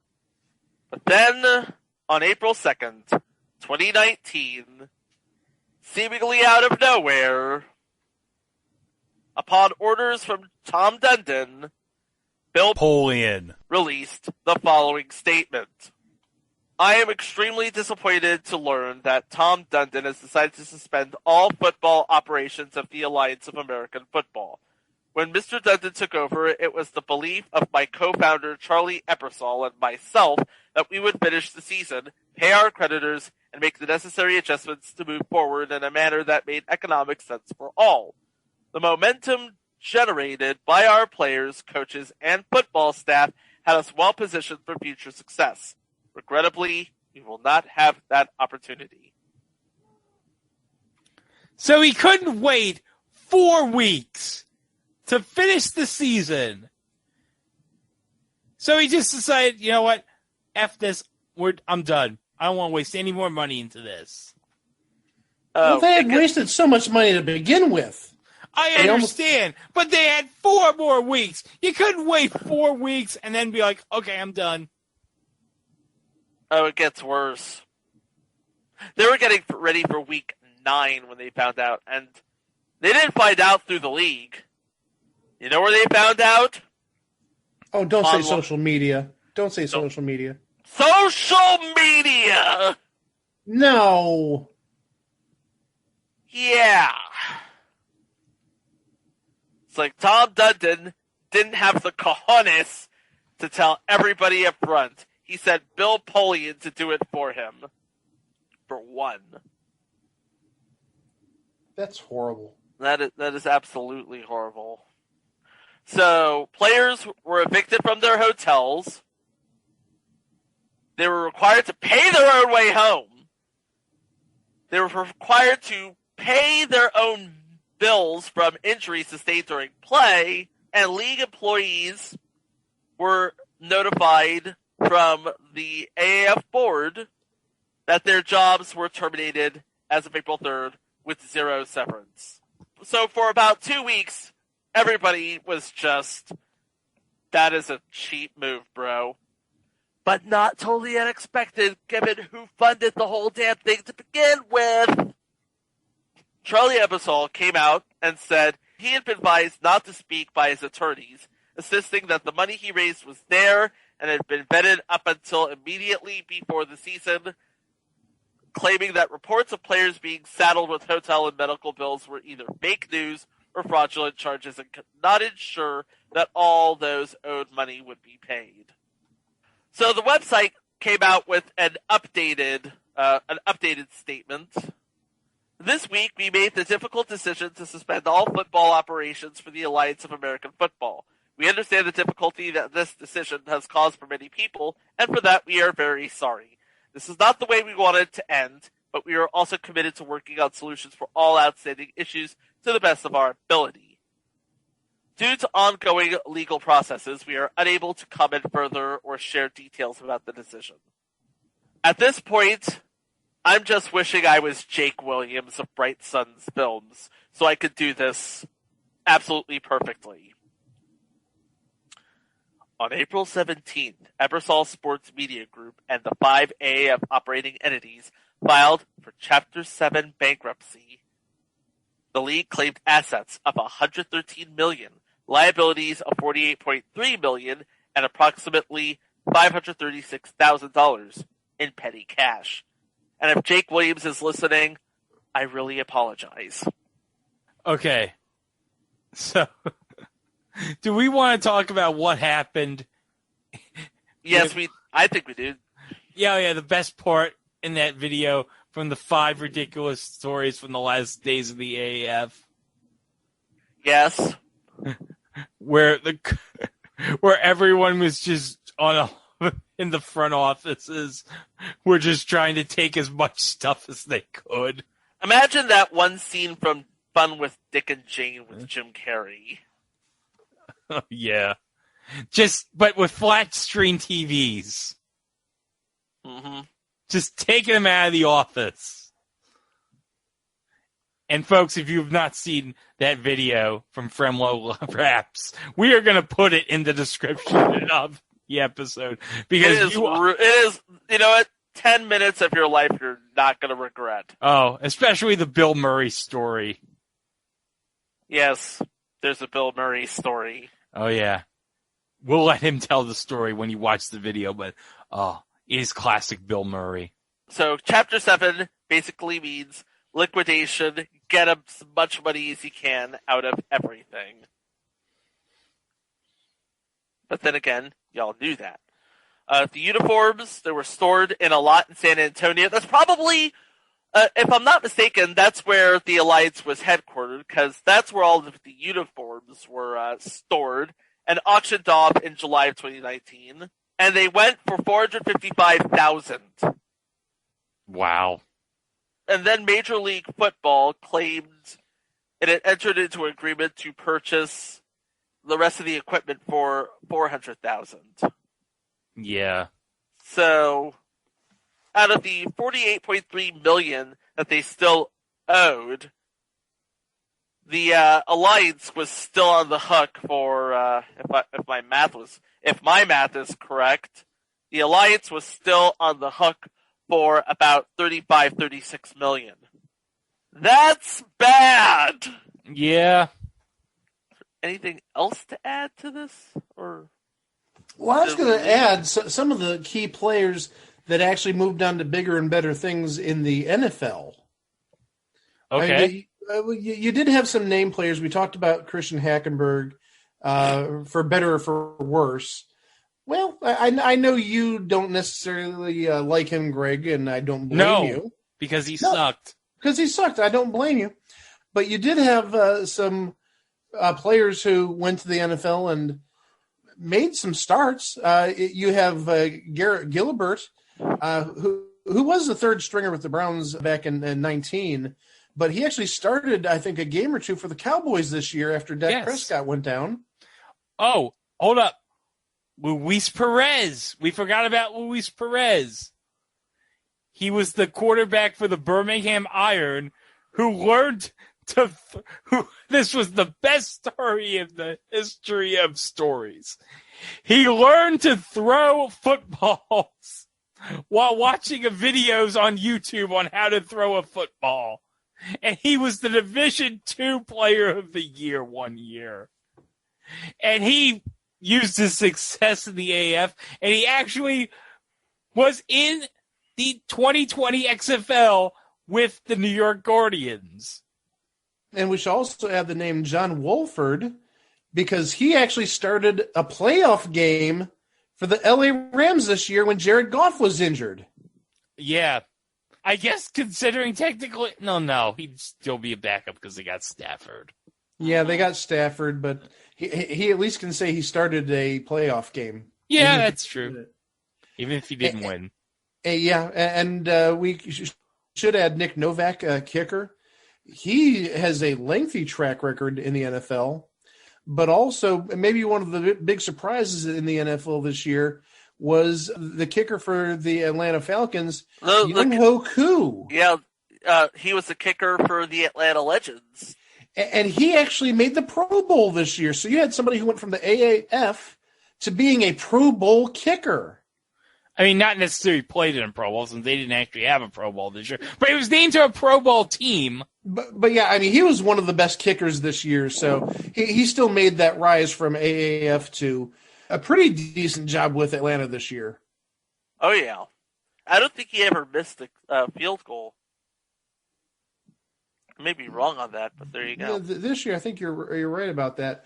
And we mentioned Trenton Richardson earlier. He was the 3rd overall pick in the 2012 draft. He did okay for the Browns his first year, then got traded to Indianapolis, and what was a huge bust after that.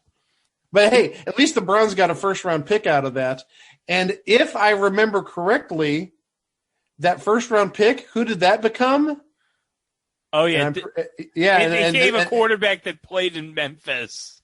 Yes, this was a quarterback who was drafted in the NFL, and it has an infamous track record, the one and only Johnny Manziel. Oh, boy. Yeah, so we have a nice little connection between Trent Richardson and Johnny Manziel through the trade back in 2013. Yeah. Mm-hmm. He sucked about as worse as Christian Hackenberg, if you can believe it. Christian Hackenberg was the better person. No. Not by much, but no, because maybe off the field, but Christian Hackenberg never played a down in the NFL. Johnny Manziel at least did. True. Yeah, I'll give him that. And also, we talked about Nick Novak. Nick Folk was in the AAF as well. Again, another kicker who had a lengthy NFL career. Bug Howard was in the AAF. Tar Heel in the house. Ernest Johnson was in the AAF.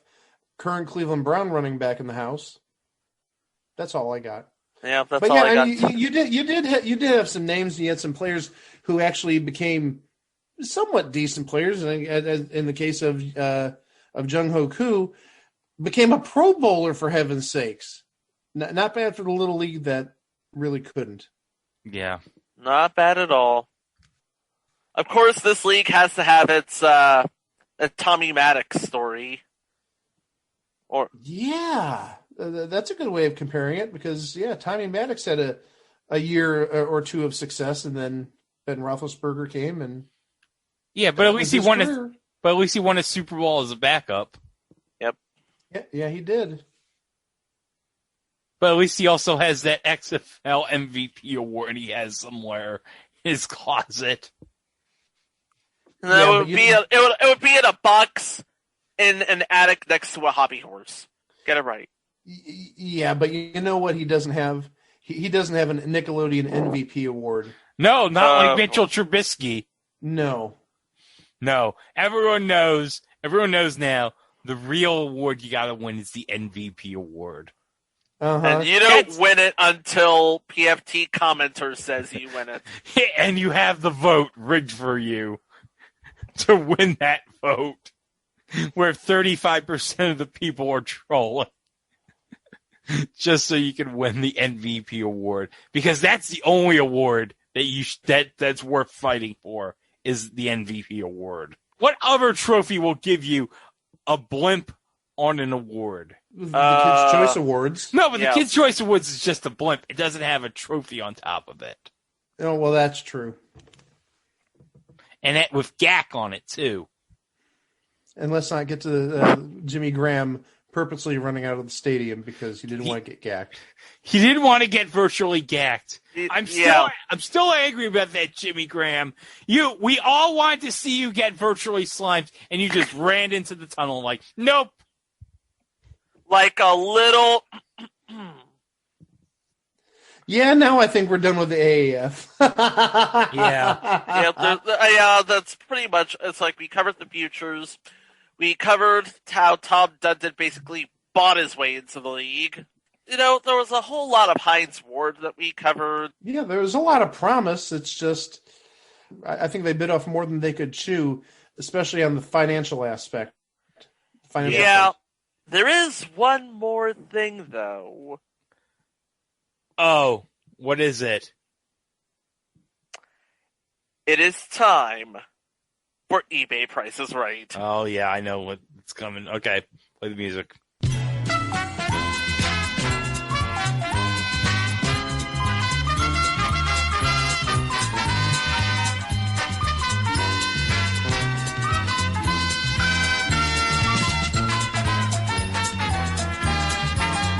Okay, what is it? Okay, as you can see by my background, I have a member of the Birmingham Iron.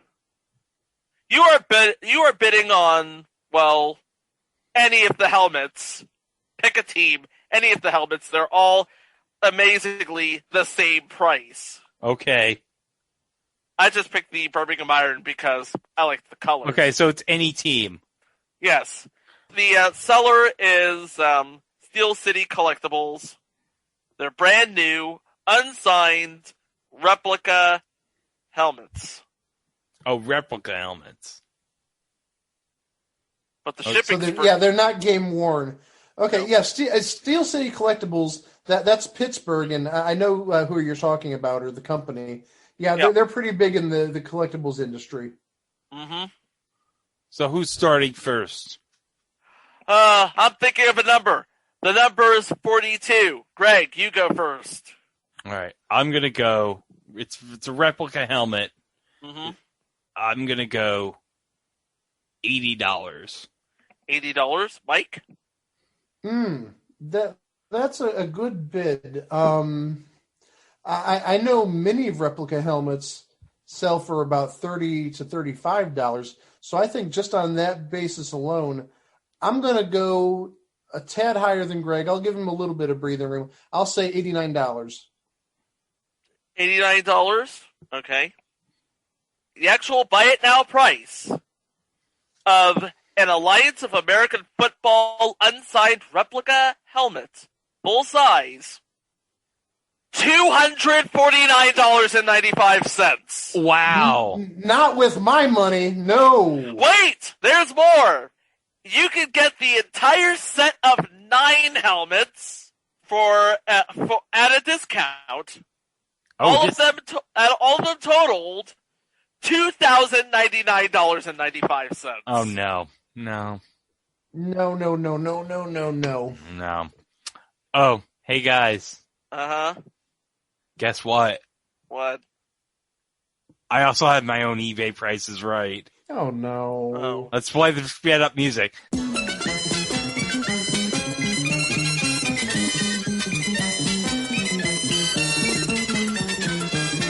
Now, Mike, remember when the AAF was around, I told you that about the Tops Now cards they did for the AAF?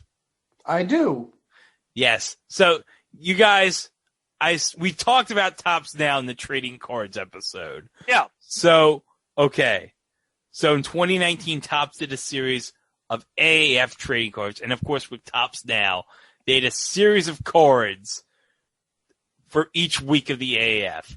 So, for this card, you were bidding on a Topps Now card of Jalen Marshall making the first touchdown in the history of the Alliance of American Football.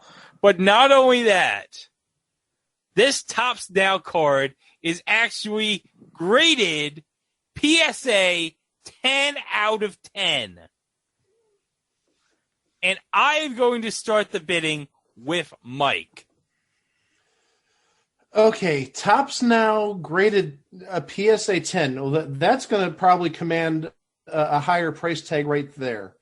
I think they retailed for $9.99 when originally released. So yes. I'm going to say that a PSA 10, but it's also XFL. So that's it's AAF.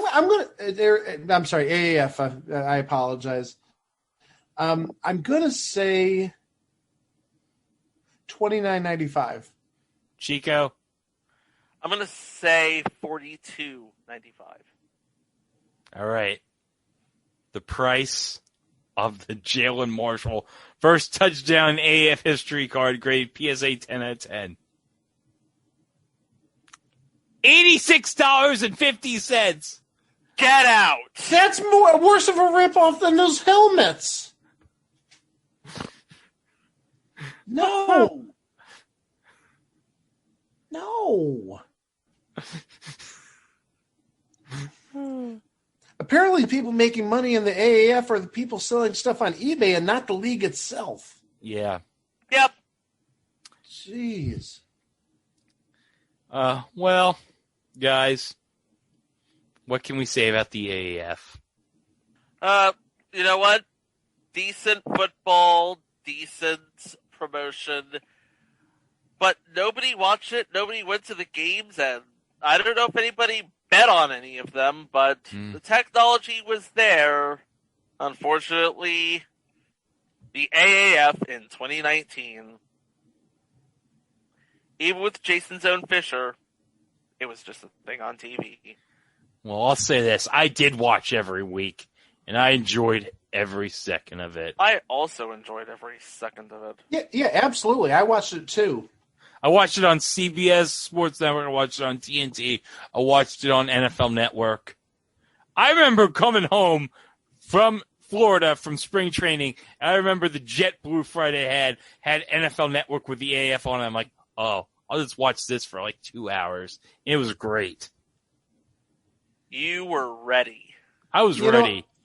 I almost feel like we need the Bart Simpson, at least you tried meme here. At least you tried. Hey, Troy Ebersol, he did his damnedest, but no. Yep. But hey, we got a pretty decent documentary out of it. Well, the XFL at least. We'll probably get a decent documentary out of the AAF one day. Yeah. How Tom Dundon literally put the screws to, well, everyone. Yeah. And I can't believe he's your owner, Chico. Well, I'll tell you this, Chico. At least he doesn't think that Martin Luther King Day shouldn't be a holiday. Oh, God. Yeah. And at least he has the local hockey fans engaged. Hashtag bunch of jerks. Yeah, take that, Don Cherry, while you're on the unemployment line. Don Cherry's also suspect. Yeah.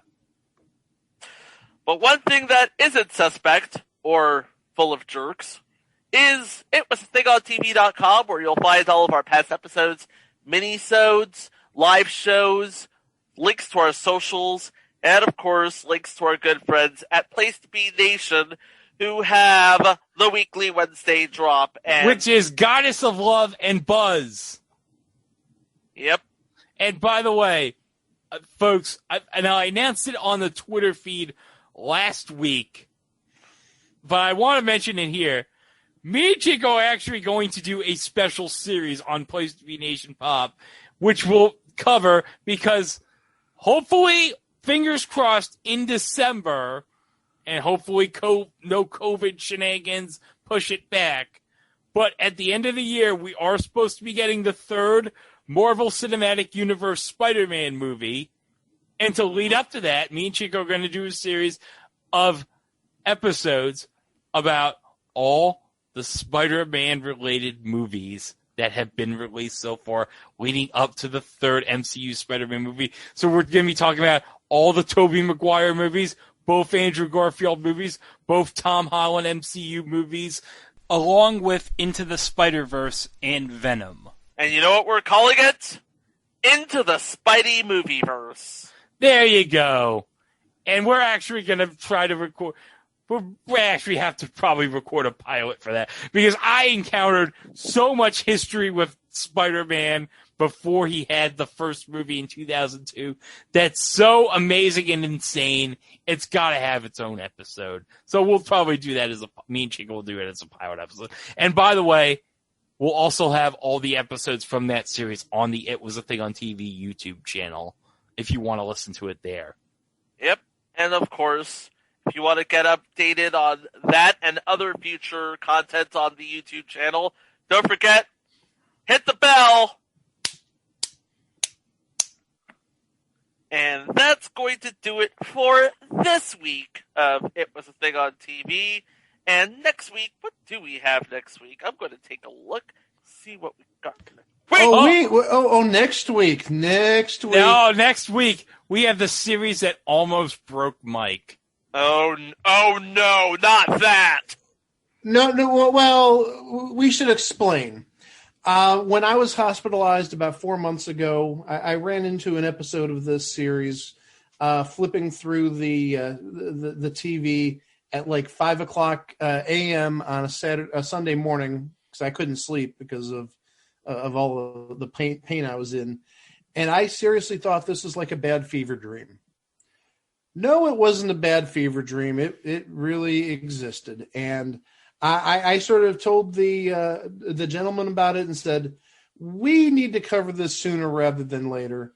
And lo and behold, sooner is next week. Yeah. But that's just one episode. Episode, but we're also going to be covering a version of a show that has lasted for the last 60 years.